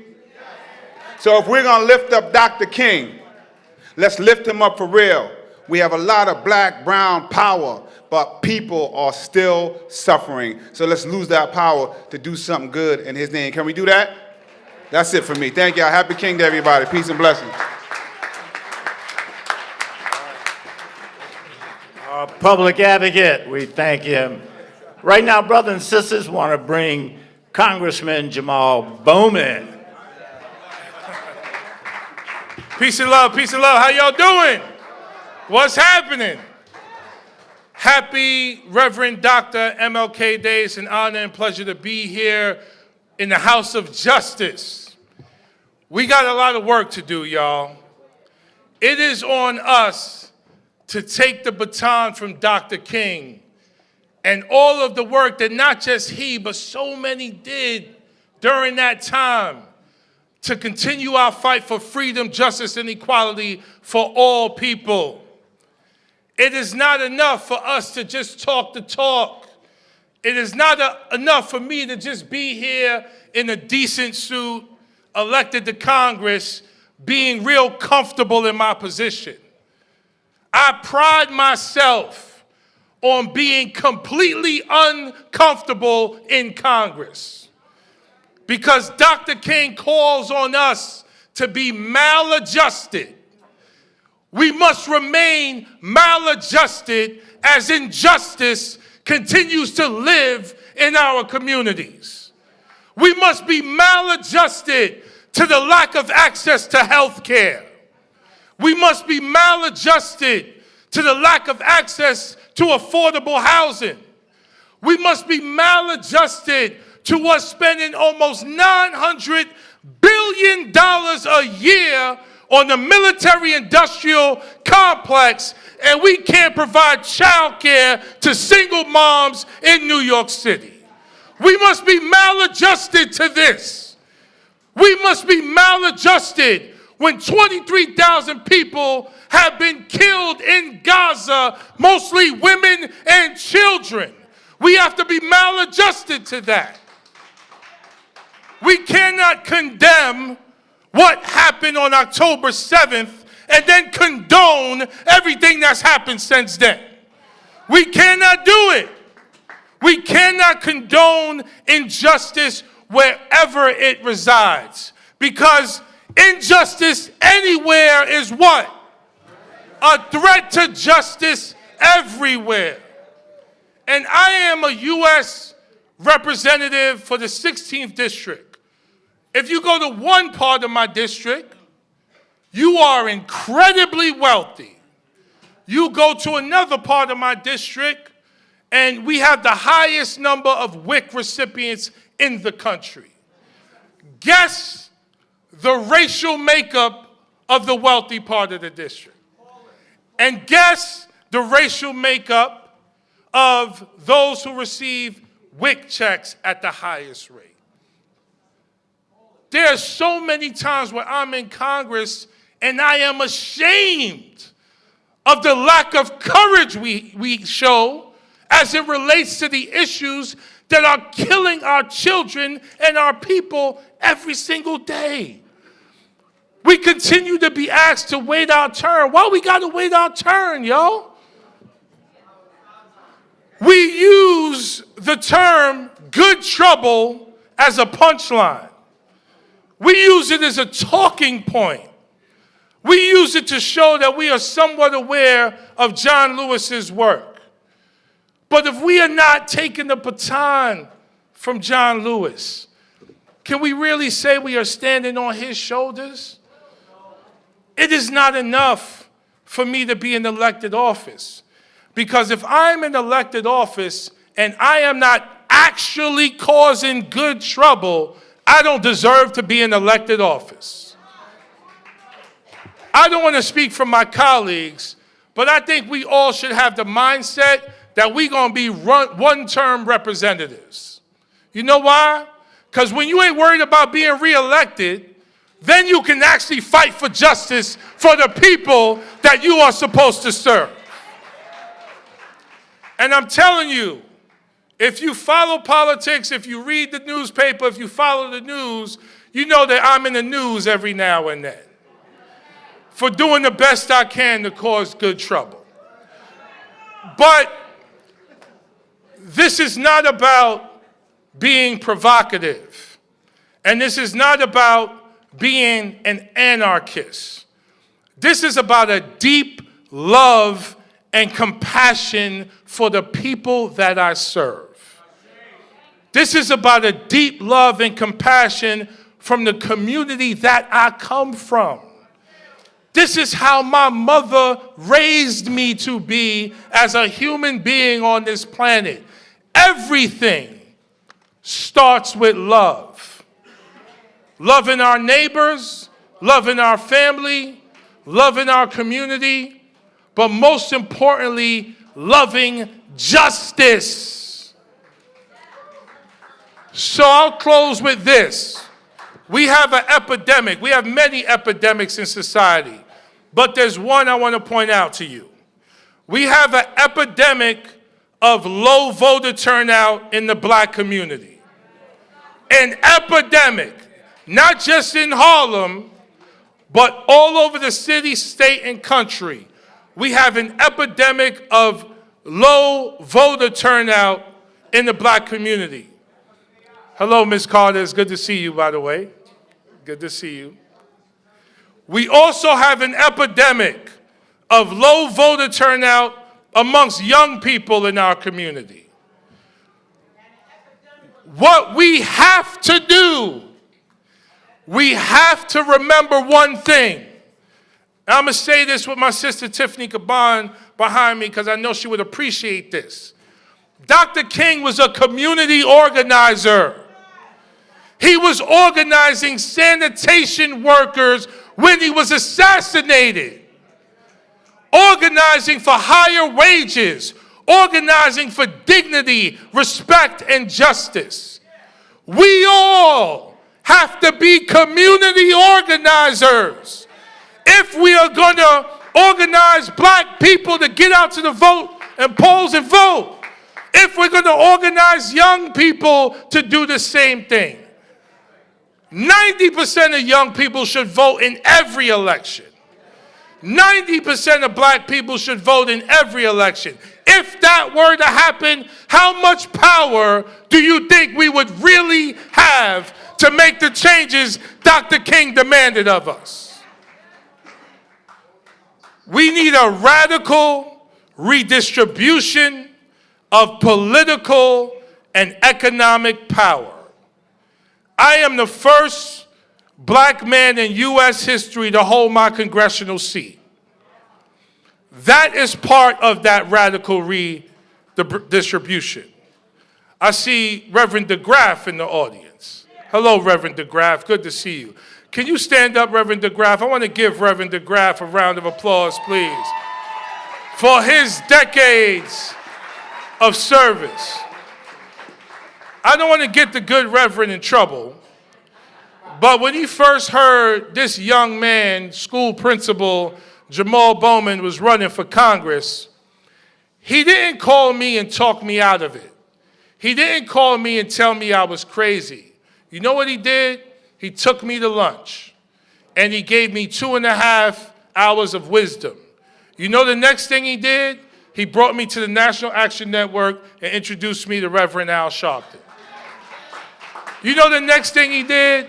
He gathered leaders, and I see one sitting next to him right now. Oh my goodness. Deborah Frazier House. Please stand up. Hold on, don't sit down, don't sit down. I got stuff to say about you too. Y'all may know, but a lot of people may not know. When our city was going through the AIDS crisis and epidemic in the 80s, Deborah led that work across this city and across the country. And guess what? Fast forward to a couple years ago, when we were hit hard by COVID, she worked with the black churches to lead that work to make sure our communities were vaccinated and healthy. Deborah, please forgive me for forgetting your name for 1 second. I'm not as young as I used to be. But here's another thing that Reverend DeGraff did. He got Deborah and he got other leaders together, our elders, our seniors, and they had lunch for me. And they gave me multiple hours of wisdom during that lunch and helped me to get in this position to be in Congress today.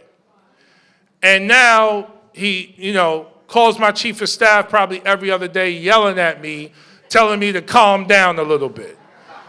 I promise, Reverend DeGraff, I will calm down a little bit.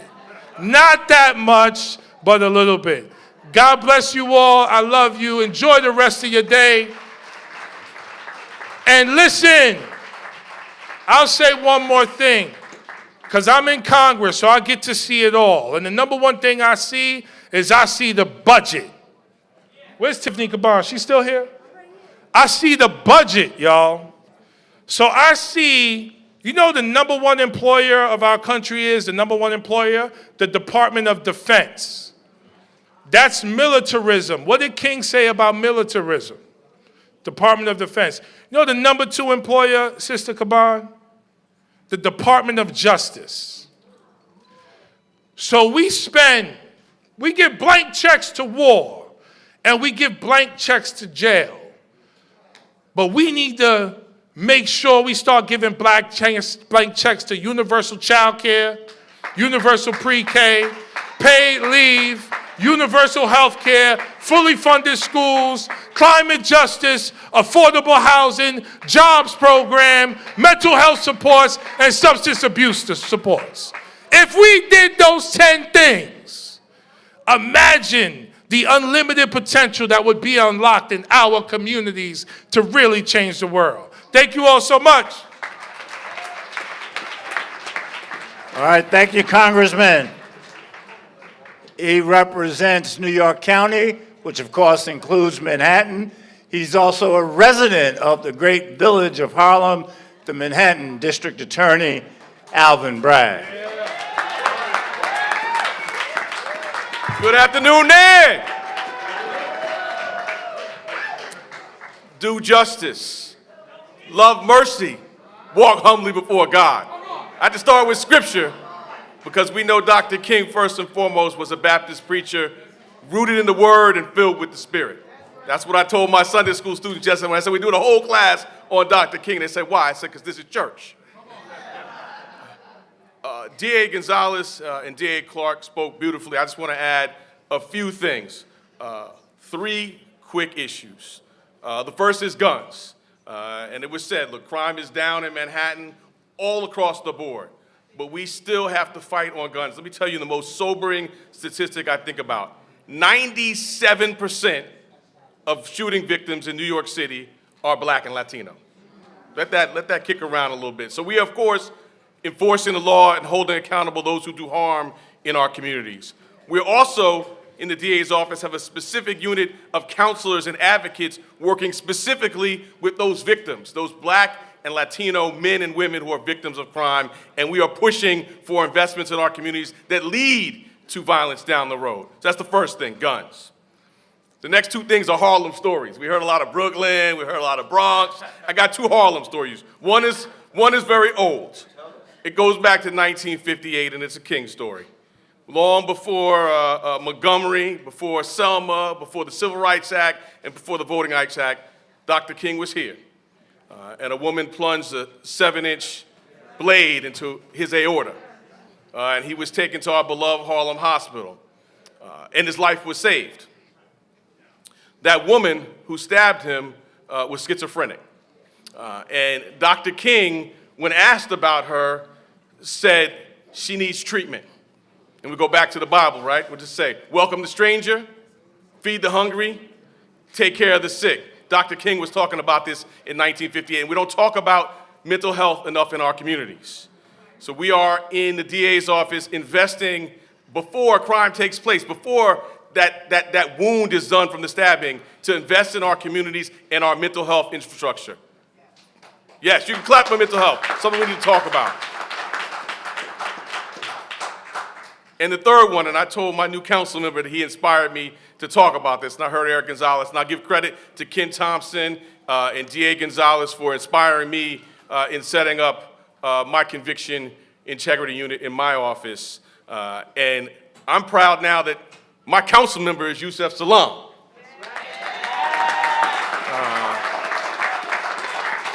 And if we go back to 1989, I was in high school. We had some who were fighting side by side. I think Cordell Clear was sitting right there. She was fighting. And we certainly know Reverend Sharpton was fighting. Bill Perkins was fighting. Many of you were fighting alongside our now council member. The most solemn day I've had in office, I've gone to court myself and spoke myself. And we had 500 assistant district attorneys. I said, no, I want to do this one myself. On the indictment that charged wrongfully Brother Salam, there was a sixth person. We talk about, Brother Wise. And Brother Wise is on that indictment too. We salute you. We salute them for their activism. But in addition to these two beautiful men, yes, stand up, clap for them.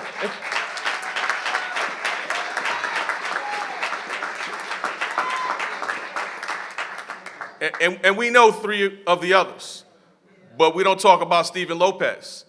He was the sixth person charged with rape of the Central Park jogger. Seeing what happened in their trials, with literally a jury selected waiting in the wings, and he'd seen the now debunked fake science evidence, and he'd seen the testimony that has now been recanted, he made the decision to plead guilty rather than go to trial. Because of that procedural difference, he wasn't exonerated when the other five were. So when I came into office, inspired by DA Thompson, set up this unit, the first thing we did, we walked into court. I said, Alvin Bragg for the people. We moved to dismiss the conviction of Stephen Lopez. You all made that happen. Everyone who stood with them in 1989, I want to thank them for their activism. We're going to keep on fighting, and we're going to keep on doing justice, love and mercy, and walking humbly before our God. Thank you.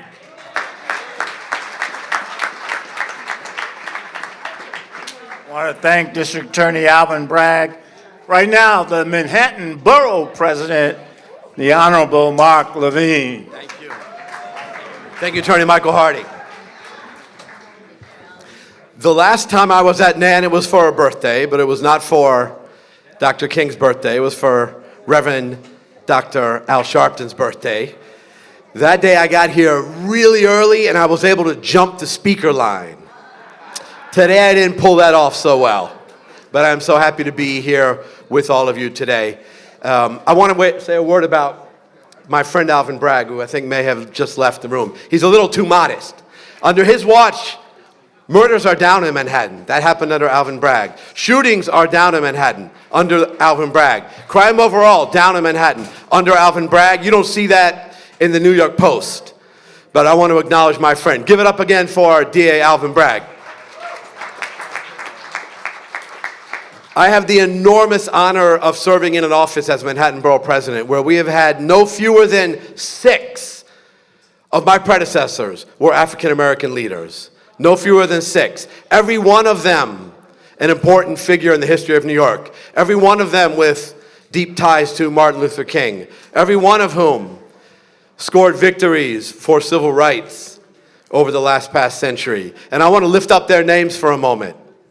First, African American elected to borough president in New York City, Hewlin Jack.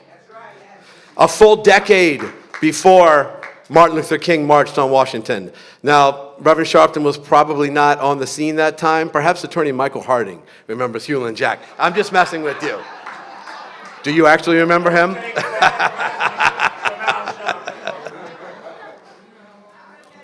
He was born in St. Lucia, by the way, so also the first West Indian elected to higher office in New York. And following him was a man named Edwards Dudley, who had the distinction of being the first African American to be a U.S. ambassador. He represented our country in Liberia. And just a few minutes ago, there was a woman standing right there with a big TV camera who is married to Edwards Dudley's grandson. Her name is Ayanna Harry. You know her from New York One? Big star in New York One? Married to Borough President Dudley's grandson. Following them, Constance Baker Motley, who, among other things, served as state senator in this neighborhood, a seat now held by my friend Cordell Clear. But did you know back in the 50s as a young lawyer, she wrote the legal briefs that won Brown versus Board of Education? That was Constance Baker Motley. Incredible legacy. Then there was Percy Sutton. Percy Sutton, whose granddaughter, Keisha Sutton James, is the current deputy Manhattan Borough President, and she's here with us right now, daughter of Harlem. Percy Sutton, way back in the 60s, created a program at CUNY that created one of the first scholarship programs in America for young people of color. That program is still going strong. It's now called the Percy Sutton Scholarship. Give it up again for the great Percy Sutton. C. Virginia Fields, who back in the early 60s marched with Dr. King in Birmingham, in her native Alabama, later arrested, served 6 days in the Birmingham jail, a few feet from Dr. King. That's C. Virginia Fields. Give it up for Virginia Fields, my friend and mentor. And then there was a man who, don't forget, he was borough president before he was mayor. David N. Dinkins lived up the hill on 158th Street. When he became mayor, he created one of America's first MWBE contracting programs right here in New York City. David Dinkins did that. It pains me to say, on the 95th birthday of Dr. King, that the epic wins achieved by every one of those predecessors of mine are now under attack in this country. And there's a lot of things I love about this holiday. I love that we take a moment to take stock of the progress that we have made as a country, the progress that we have not yet made. I love that this is a day of service. My previous event before this, I was packing boxes of food for low-income people in the city. I love that about this holiday. There's one thing I don't love about King's Day: the number of people who are attacking the gains of the civil rights movement by distorting the words of King himself. When the Supreme Court struck down affirmative action in higher ed, a policy which created decades of opportunity for young scholars of color, there were people who had the nerve to cite Dr. King in opposing affirmative action. We don't have to theorize about what Dr. King would have said about affirmative action. It was established in 1965. He was still alive. He wrote about it in his book, Chaos or Community, and strongly supported it. So don't tell me MLK opposed affirmative action. 18 states have now passed policies in this country outlawing the teaching of the history of racial injustice in America. Don't tell me that MLK would have opposed that. He gave his life for the fight against racial injustice. And now we are seeing those same voices claim that Dr. King would have opposed diversity, equity, and inclusion. You're going to tell me Dr. King didn't know that when you make an organization more diverse, you make it stronger, that when you make it more equitable, you make it stronger, that when you make it more inclusive, you make it stronger? MLK gave his life for those values. So here we are in 2024, and Dr. King taught us that the arc of justice is long. But my God, all these years later, we're still fighting to protect what Dr. King and C. Virginia Fields and Percy Sutton, what they fought for. It's outrageous. On this day, on MLK Day 2024, I am proud to stand with my predecessors, with Reverend Al Sharpton, with every one of you, to fight to finally fulfill the dream of the Reverend Dr. Martin Luther King. Thank you so much. Thank you.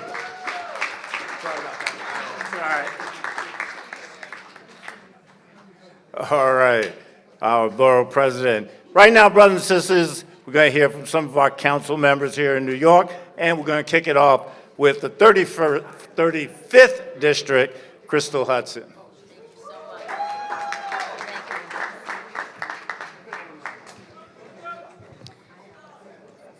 General Counsel Hardy, don't let them get you down. I want you to know I'm chair of the Aging Committee, so I got your back.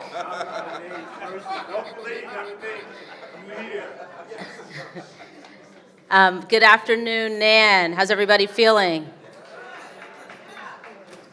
You know, in the months leading up to this day, I've often wondered, what would Dr. King make of these times? What wisdom would he offer? What lessons would he impart? And if he, in 2024, was with us, nearing his centennial, still speaking truth to power, how would he guide us? I think often of how unpopular Dr. King was during his time.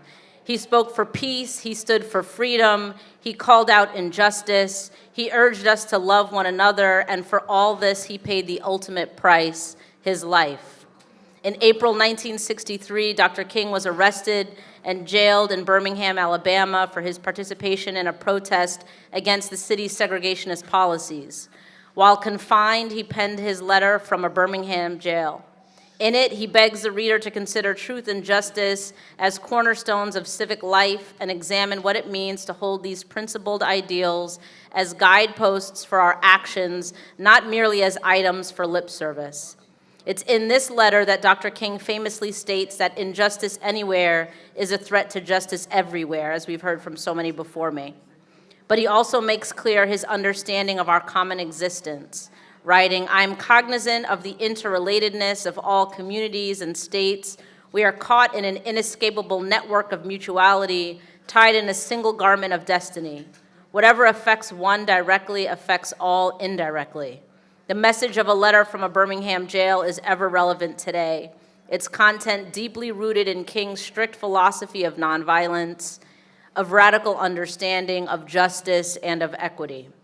Turning to Dr. King for guidance at this specific moment is not a matter of speculating how he might have felt. To Dr. King, means and ends mattered. Progress today also requires truth as a guiding principle, be held in the highest regard. Our task at hand is urgent. Time will not bring us justice. Black Americans, King noted, know the broken promise of time too well. We've heard the promise of justice deferred too many times. Dr. King mused in his letter that perhaps those setting the timetable for another man's freedom, those telling Black folks to wait for a more convenient season, had not felt the degradation that defined Black public life, the sadness of separation, the bitterness of distinction, the haunt of living constantly at tiptoe stance, and the resentment of broken promises.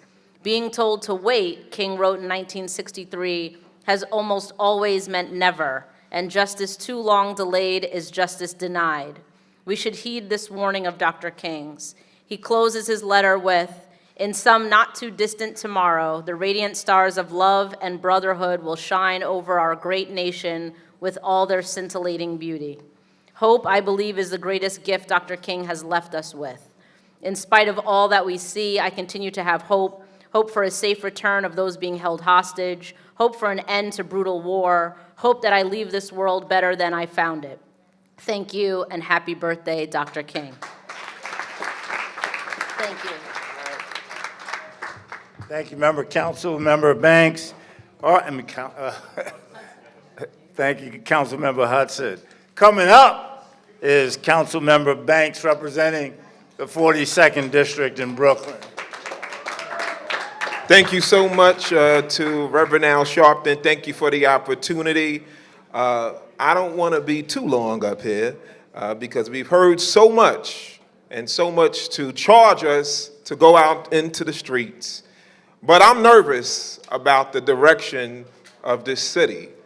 I'm nervous about the direction of this state. I'm extremely nervous about the direction of this country. But I know as we celebrate and we recollect and we look at the life of Dr. King, one thing for sure, is that we can't get sick and tired, that we can't sit on the wayside just to get by. But this is the time where we have to stand up and not be quiet, where if we sit on the wayside and be silent, our life will begin to end. We must seize the mantle and stand up for what is right. And I'm also reminded by Dr. King that sometimes you have to sacrifice. And with everything that's going on from our budget cuts, I'm worried. And as being the next city council person for the 42nd Councilmatic District, I'm going to fight to make sure we protect the folks that have invested so much into this city, and that we do it in the spirit of Dr. King. So I'm not about just words, I'm about action. So I'm going to let my works speak for me as I enter the New York City Council. God bless you, and happy Dr. King. All right, thank you, Councilmember Banks. And we're coming down. We're coming down, and I'm sure everybody will respect that time. Assembly Member Jennifer Raj Kamor, the 38th District. Okay. I'm so proud to be here today at the House of Justice on this Martin Luther King Day 2024. I would like to thank the Reverend Al Sharpton for his lifelong commitment to uplifting all of our minority communities. And thank you to the entire National Action Network. Allow me to reintroduce myself. My name is Jennifer Rajkumar, and I made history as the first Indian American woman ever elected to a New York State office. My mom was born in a mud hut in India. My parents came here with $300 and one suitcase. That I am even standing on this stage is because of the power of possibility. I share in the dream envisioned by Reverend Dr. Martin Luther King 61 years ago. Soon after he gave his I Have a Dream speech, my family arrived to this country and shares the dream. And I have a dream that one day this nation will rise up and live out the true meaning of its creed. We hold these truths to be self-evident, that all men are created equal. I have a dream that one day the sons of former slaves and the sons of former slave owners will sit down together at the table of brotherhood. I have a dream that my 4 little children will one day live in a nation where they will not be judged by the color of their skin, but by the content of their character. The Indian American community and the Black community are together. We dream the same dream. In fact, Dr. King famously said, India's Mahatma Gandhi is the guiding light of my movement for nonviolent social change in the Montgomery bus boycotts. And in 1896, the United States Supreme Court infamously and tragically ruled in Plessy versus Ferguson that racial segregation was legal. And similarly, in 1923, the United States Supreme Court ruled in the United States versus Bhagat Singh that Indians could not be US citizens. Indeed, we share a history of discrimination and exclusion, but also we share a deep desire to overcome, a desire for equality and opportunity, and now in 2024, the desire to excel to the greatest heights. And so with that, I lay out my goals for 2024.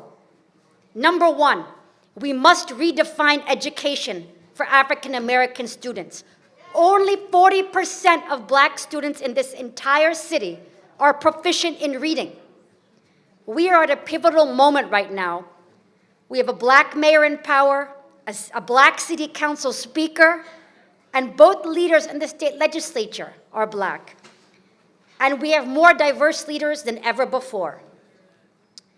At this moment of incredible representation, we need to commit to nurturing the potential of our black children. We have the power to change the narrative by investing in each child in literacy programs and supportive educational environments as a top priority. Number 2 is an issue that is not just urgent but deeply personal: tackling the crisis of black maternal mortality. The stark reality is that black mothers in our nation face significantly higher risks during pregnancy and childbirth. And our goal as one has to be clear: to ensure that every black mother receives the care, support, and respect that she deserves. And this is a call to action for every member of our society, from policymakers to healthcare providers, from community leaders to each one of us. We all play a role in making sure that our black mothers are healthy and secure their well-being. And number 3, on this MLK Day, we must commit to dismantle the school-to-prison pipeline. The pipeline has diverted too many of our youth from classrooms to incarceration. It's 2024, and we must finally break the cycle. So our mission is clear: to transform our schools into beacons of opportunity, where every student is valued and their potential is limitless. So we must address the root causes that feed the pipeline. We will advocate for policies that support our youth, not punish them. We will fight for a justice system that is just, equitable, and focused on rehabilitation, not retribution. And together we can rewrite the narrative for our children so that every child born in this city can also say, "I have a dream." Thank you.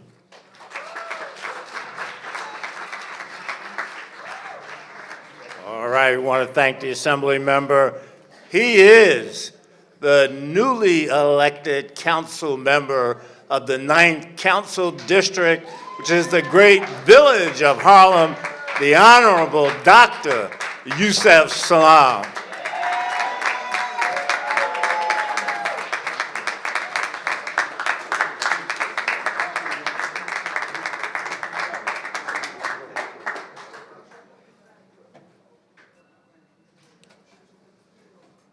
May the peace, mercy, and blessings from the owner of all peace, mercy, and blessings be upon you.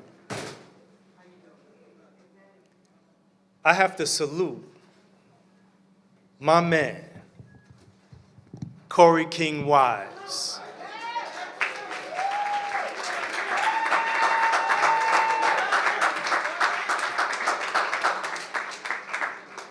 On this day, as we celebrate the legacy of Dr. Martin Luther King Jr., I would not be here if it were not for that man.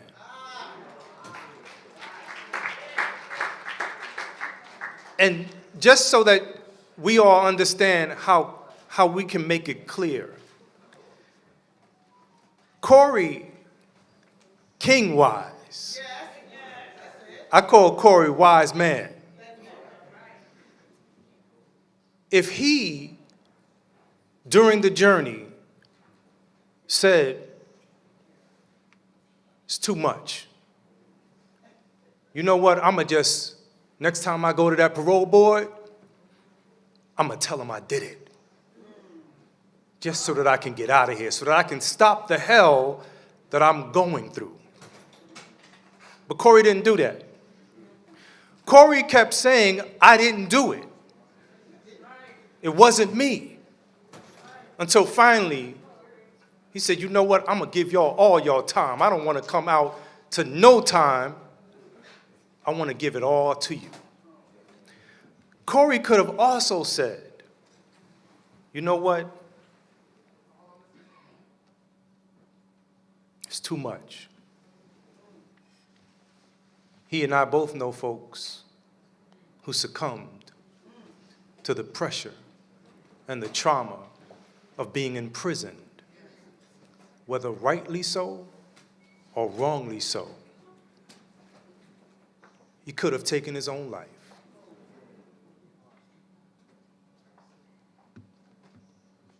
But Corey is sitting right there. And because Corey continued to stand strong, he became the miracle of the Central Park jogger case. I often say that the Central Park jogger case is a love story between God and his people. I often say that it's a story of a people who were buried alive and forgotten. The system forgot that we were seeds. And instead of a social death, we got the opportunity to emerge like a phoenix from the ashes. Because as they were building the fire to consume us, they forgot the owner of the heat.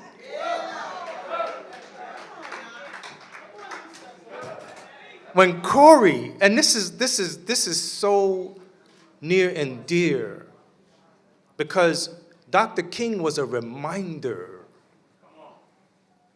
When I see Corey, he is a reminder every day for me that had he not came with me,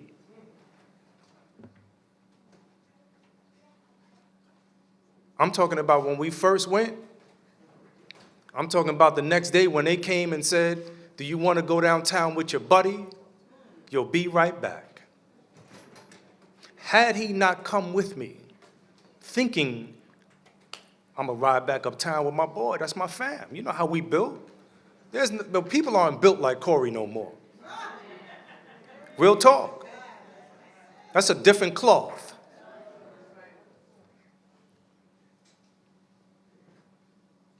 He wanted to have my back. I need y'all to understand this. He wanted to have my back, but because he was ensnared in the trap, he ended up freeing us all. So for that, I salute you, King.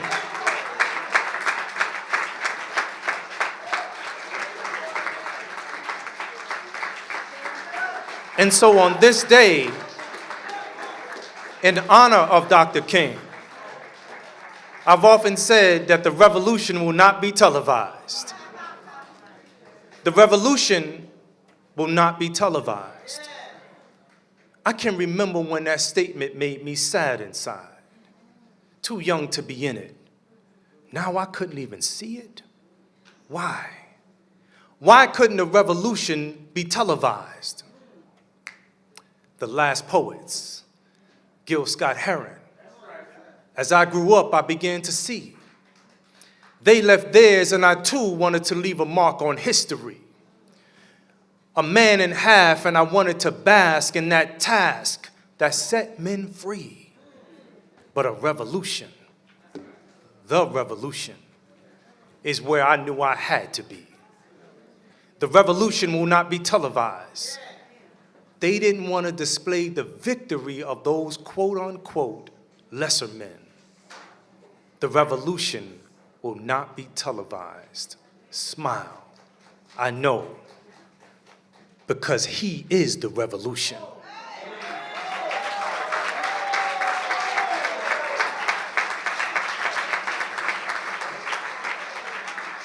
This is all of it is in honor of Dr. King. He didn't know that he was going to die that day. But he lived his life on purpose. He knew that perhaps this might be the last day. But he lived this life on purpose. He knew that it was more important to continue to posit seeds of value and worth so that one day, even though 2 steps forward, 1 step back, even though it seems like we continue to participate in a tango when we're looking for justice, seeking justice. And when I look to my brother, Corey King Wise, I think about Dr. King and how Dr. King wasn't just a dreamer. Dr. King had movement in his dreams to ensure that the future will be alive and well. They wanted us. They wanted us. I'm telling you, Corey knows where I'm coming from. They wanted us to succumb to the oppression that many people who have been in the belly of the beast succumb to. They wanted us to turn into criminals or to pull over to the side of the highway of life and check out altogether. But the arc of the moral universe is long. It bends towards justice. I don't want folks to ever think that we have somehow made it because the now exonerated 5 have been able to rise to different levels of success. What we represent is what's possible. What we represent is what's necessary. And you know, the great Reverend was right there with us. So, as always, I salute you too, because it's important for us to have a space where we strategize, where we think about what's possible. And then more than that, let's take that organization out into the streets so that the people who have said to themselves, my vote doesn't matter, your inability to vote does matter. Your non-participation is participation. So let's vote like our children's children's children's children's children depend on it. That's what this day is about. It's about reminding us that we too have purpose in our dream. Thank you.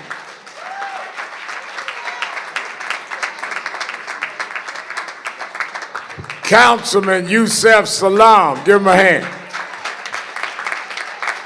One of the things that I want, and I just had President Biden on the radio show, but I want Yusef and Kari's story need to be all over the country. Because all these black men talking about Trump need to hear what Trump did to 5 black and brown young men here in New York. We're going to make sure that happens. The other reason that I came out is, let me tell you something. Don't let them brown or blackball or brownball people. There's a sister that has been raising the right issues, concrete issues. And I know as I start emerging, people would say crazy stuff. And they say crazy stuff about her. But I want her to know she has a home here. When she ran for Queens DA, I told her she was welcome here, and I wanted to come out and introduce myself. Y'all welcome my councilwoman, Tiffany Caban. I told you I was here, man. Good to see you. Good afternoon. Now, y'all are like the folks with endurance and stamina, so I'm gonna say it one more time. Good afternoon. Good afternoon. Happy King Day, y'all. It is always an honor, a pleasure, a privilege to be welcomed into both your spiritual and political home here at NAN. And listening to all the words that have been said, I just keep thinking again and again when we think about fighting back oppositional forces that want to hold our folks back, is that progress, it isn't linear, right? It actually runs on a parallel track. And so that endurance and that stamina that you've had this entire time, sitting here all afternoon, is what makes me sure that y'all are the folks to be ride or die with outside in our communities, because While they're moving to make progress, we have to be on that track making progress much faster, much more furious. Every time we knock down a leg of their table, they're propping up another leg of white supremacy, and we gotta be ready to knock that one down too. So I'm appreciative to be here with you with all of your spirit and energy, and I promise I will be brief. In the final year of his life, Dr. King identified the triple evils threatening the lives, livelihoods, and souls of our people. And it was poverty, racism, and militarism. And still today, these triple evils persist. The gap between the wealthy and the poor is even greater today than it was in Dr. King's time. Even though the Jim Crow system collapsed before the mighty movement Dr. King spent his entire life organizing, new structures emerged in its wake to maintain and strengthen racist double standards. And Dr. King's words about the Vietnam War, which he courageously spoke at great cost to his national reputation and personal safety, resonate in my mind and my heart as though he were speaking them still. A true revolution of values will lay hands on the world order and say of war, this way of settling differences is not just. And I want us all to be remembering those words, especially today, as war wages in Gaza and the West Bank, as we're seeing wars begin in other parts of the world. We must recommit to Dr. King's vision of a world without poverty, racism, and militarism. This year and every year, and I'm gonna close with another Dr. King quote, one that you have not heard today. But as he said in August of 1967, our only hope today lies in our ability to recapture the revolutionary spirit and go out into a sometimes hostile world, declaring eternal opposition to poverty, racism, and militarism. With this powerful commitment, we shall boldly change the status quo and unjust mores, and thereby speed the day when every valley shall be exalted, and every mountain and hill shall be made low, and the crooked places shall be made straight, and the rough places plain. And it's a nod to what we've heard folks like the public advocate say, like Congressman Jamal Bowman. It is a nod and a remembrance and an uplifting of the radical revolutionary that Dr. King was, and ask us to walk, continue to walk in his steps and in his vision. Again, it is an honor and a privilege to be here with you. I love you, peace, and happy King Day. All right, Councilmember Caban, thank you. All right, State Senator represents Brooklyn's 26th District, Andrew Gennady. Thank you. Thank you very much. Good afternoon, everyone. My name is State Senator Andrew Gennady, and it's really a humbling privilege for me to be here with you today, this afternoon, at the National Action Network in remembrance and tribute to Martin Luther King Jr. I want to thank Reverend Sharpton and everyone here at NAN for allowing us to come and speak with you for just a few minutes. Hanging in my office is a framed photo of a Life magazine cover from March 1965. And you might remember this cover. On the cover is Dr. King holding a purple wreath and standing outside of a church after the funeral of Reverend James Reeb, who was beaten and killed for his participation in the Second March from Selma to Montgomery just a few days after Bloody Sunday.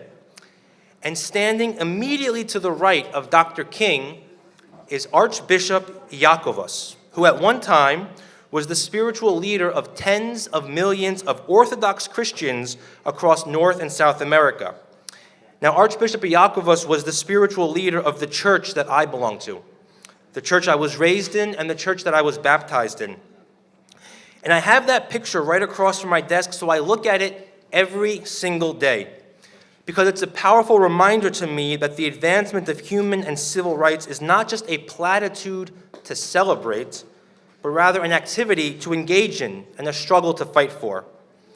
And as comes as no surprise, Archbishop Iakovos received immense criticism from his own church for his participation in the Selma March. The backlash was fierce and swift, and yet he stood firm because his faith and his humanity affirmed that it was the right thing to do. Now, many of our speakers here today have taken us to church with their lofty rhetoric, but I want to take us to school for just a moment, if I can, because my family is Greek. I am fourth generation Greek American, and in Greek, we have a word that's called philoxenia. This literally translates to the love of strangers, but it means something so much more in its radical promise that we have love and compassion for our fellow human beings, regardless of who they are, where they come from, when they came here, what the color of their skin is, what God they pray to, who they love, or what they believe. In other words, philoxenia means that we love our neighbors as we love ourselves. The second greatest commandment in the Christian tradition. Philoxenia is a value that my parents raised me to believe in, and it's try to follow that every single day, but it's hard. It's certainly not easy. But if we accept that philoxenia, loving our neighbors as we love ourselves, is a value worth living and a value worth practicing, then we have to ask ourselves each and every day, what are we doing to live out the promise of that call? What are we doing to demonstrate a love of strangers every single day?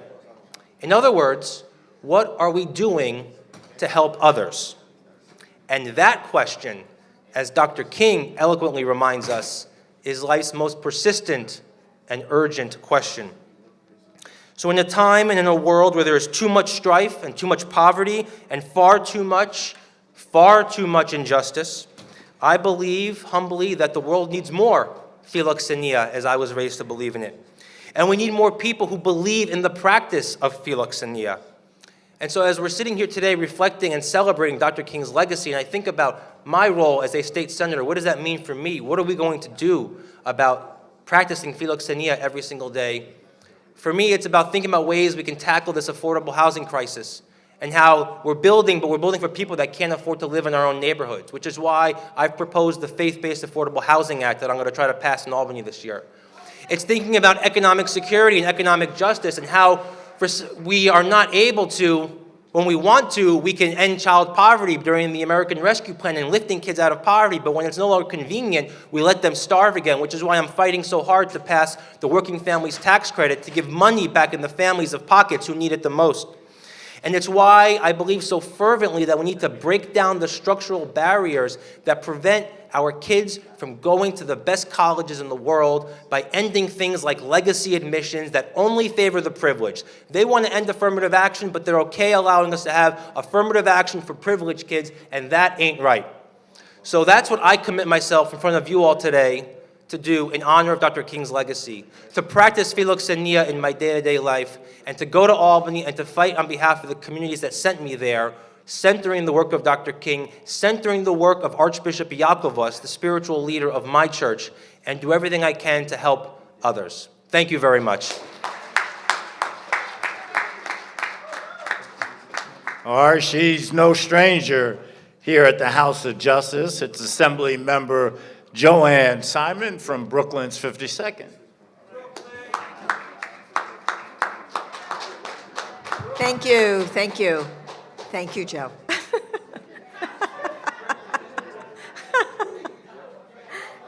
So, listen, I know you've all been here for a very long day, and I do want to speak to you about a few things today that are so important. And you know I have spoken before about that check-marked insufficient funds. And, you know, actually, let me just depart from that, because one of the things I want to say is I'm so delighted to see a sign language interpreter as a former interpreter myself. So this is great. We're opening up NAN to the deaf community. So thank you very much to NAN for doing that. So, you know, this check-marked insufficient funds obviously hasn't paid off a lot of things, whether it's housing, whether it's voting, whether it's economic opportunity. But it has also been very lacking in education. And we've been talking a bit about education today, and I wanted to just say a few words about a topic I've talked with you about for a number of years. And you know, right now we have federal judges on our bench that cannot bring themselves to say that Brown versus the Board of Education was correctly decided. And that is a complete and utter disgrace. But it is also emblematic of the rise against equal rights that we are seeing throughout our country. And we are seeing that in a number of ways and a number of places. But education is that one area that really can be the door opener to a better life. And so it's an area that I focused a lot of my attention, and we're doing in New York State. So one of the things I've talked to you about is the fact that our kids can't read. We're not teaching our kids to read. We're not using methods that actually works for kids. And how many kids with reading disabilities, because of their circumstances, don't get diagnosed and don't get the help they need. So we're sort of combining those two efforts, because one of the things we desperately need is to make sure that our teachers, when they're trained in our colleges of education, learn how to actually teach reading. Not that they learn about it, but they learn how to teach it. And that's something that we are now focusing on anew. And we're focusing on it in all of the levels of education officialdom in New York State, working together to change that picture. So that's the legislature. I'm on the steering committee, but also it's the head of the State Department of Education, the State Board of Regents. I was on a Zoom with Lester Young just the other day. He's very actively involved in this. It is also our SUNY system, our CUNY system, and our independent colleges and universities, and the governor's office. So we are all working together to change what we do so that we no longer have to talk about 35% of our kids reading proficiently in 4th grade. That means 65% of them are not. And that burden falls more heavily on our Black and brown children. And it is just an entry to the school-to-prison pipeline. And we have so many people in our facilities that are incarcerated who cannot read, either because they weren't taught or because they have disabilities that were not attended to. As my friend and comrade in this battle, actor and producer Amir Baraka has often said, he was diagnosed with dyslexia when he was incarcerated. And the thing that he tells children every time, the thing that set him free was learning to read. And so I leave that with you. And I agree, let us get out in the streets and march, because as Dr. King said, there is no noise more powerful than the sound of the marching feet of a determined people. Thank you very much.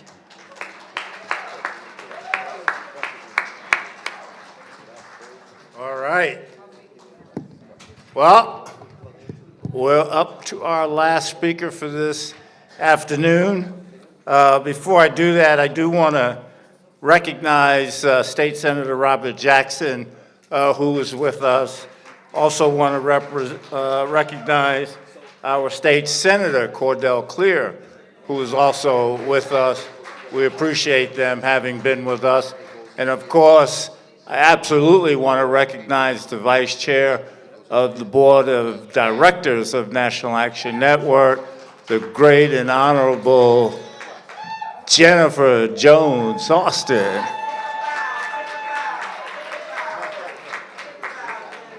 All right. He represents the 73rd District in the great borough of Manhattan, Assemblyman Alex Boris.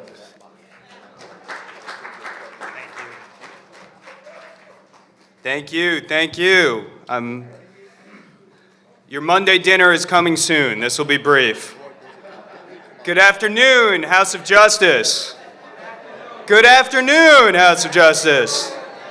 I'm Alex Boris, Assembly Member from the 73rd District. I'm proud to be at the home of the National Action Network with Reverend Sharpton. Let's hear it for Reverend Sharpton again.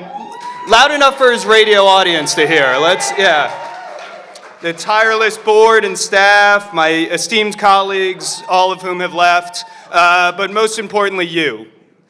We're here to honor the life, the vision, the legacy of the Reverend Dr. Martin Luther King Jr. on what would be his 95th birthday. And his words have as many lessons for us today as they did when he spoke them. Now, that's not to say we've made no progress. In fact, I think it's a sign of how much progress we've made that it's now universal to celebrate MLK. Heck, I woke up this morning, the first tweet I saw about MLK was from a Republican. That's not what it was like during his lifetime. But in his lifetime, it's tough for people to understand how deeply revolutionary he was and how deeply unpopular he was. You know, a survey taken 2 years before he died showed Americans were twice as likely to disapprove of Dr. King as they were to approve of him. He had a lower approval rating than Biden or Trump. Imagine running a three-way presidential race and Dr. King comes in third place. And so over time, there's been this tendency, this desire to smooth out his lessons, to make it more palatable for others. But we're not here for the sanitized version. We're here for the version that stood with the sanitation workers. He dared us to be uncomfortable. He told us our ultimate measure is not where we stand in moments of comfort or convenience, but where we stand in times of challenge and controversy. And there's a lot of challenge and controversy out there today. We have a housing market that makes it unaffordable for people to stay in the neighborhood they grew up in, and then still practices discrimination when they try to move. We have a healthcare system that's still dismissive of black pain and a maternal mortality rate that we wouldn't accept in the developing world. We have an economy that deemed black workers essential during the pandemic and then automates their work away during an economic boom. And we have a criminal justice system that to this day, their results seem better predicted by the color of the defendant's skin than by the content of their character. Which, I'll add, is why we need to pass the No Cap Act to create a judiciary that looks like the population of New York and deliver faster trials that protects the rights of both defendants and victims, because we know that justice delayed is justice denied. So what we say today is important, but what we do the rest of the year is much, much more so. And so today I'm redoubling my commitment to work with all of you, to bring about a city, state, and country that would make Dr. King proud. He may have made it to the mountaintop, he may have seen the promised land, but it's on all of us to bring ourselves there together. Thank you.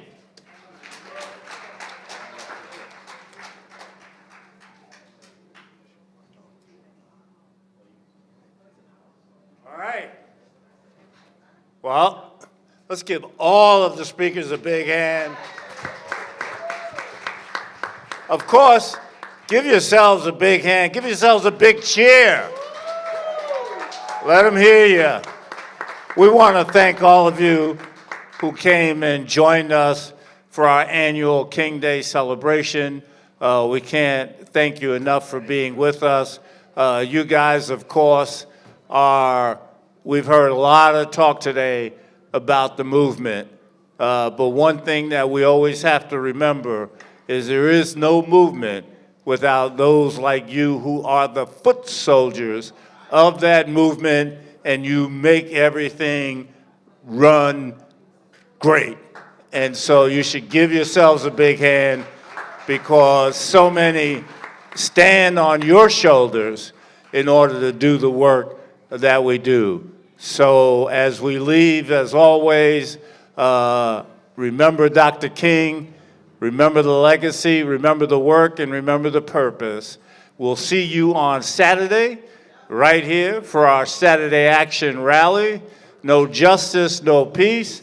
God bless you all.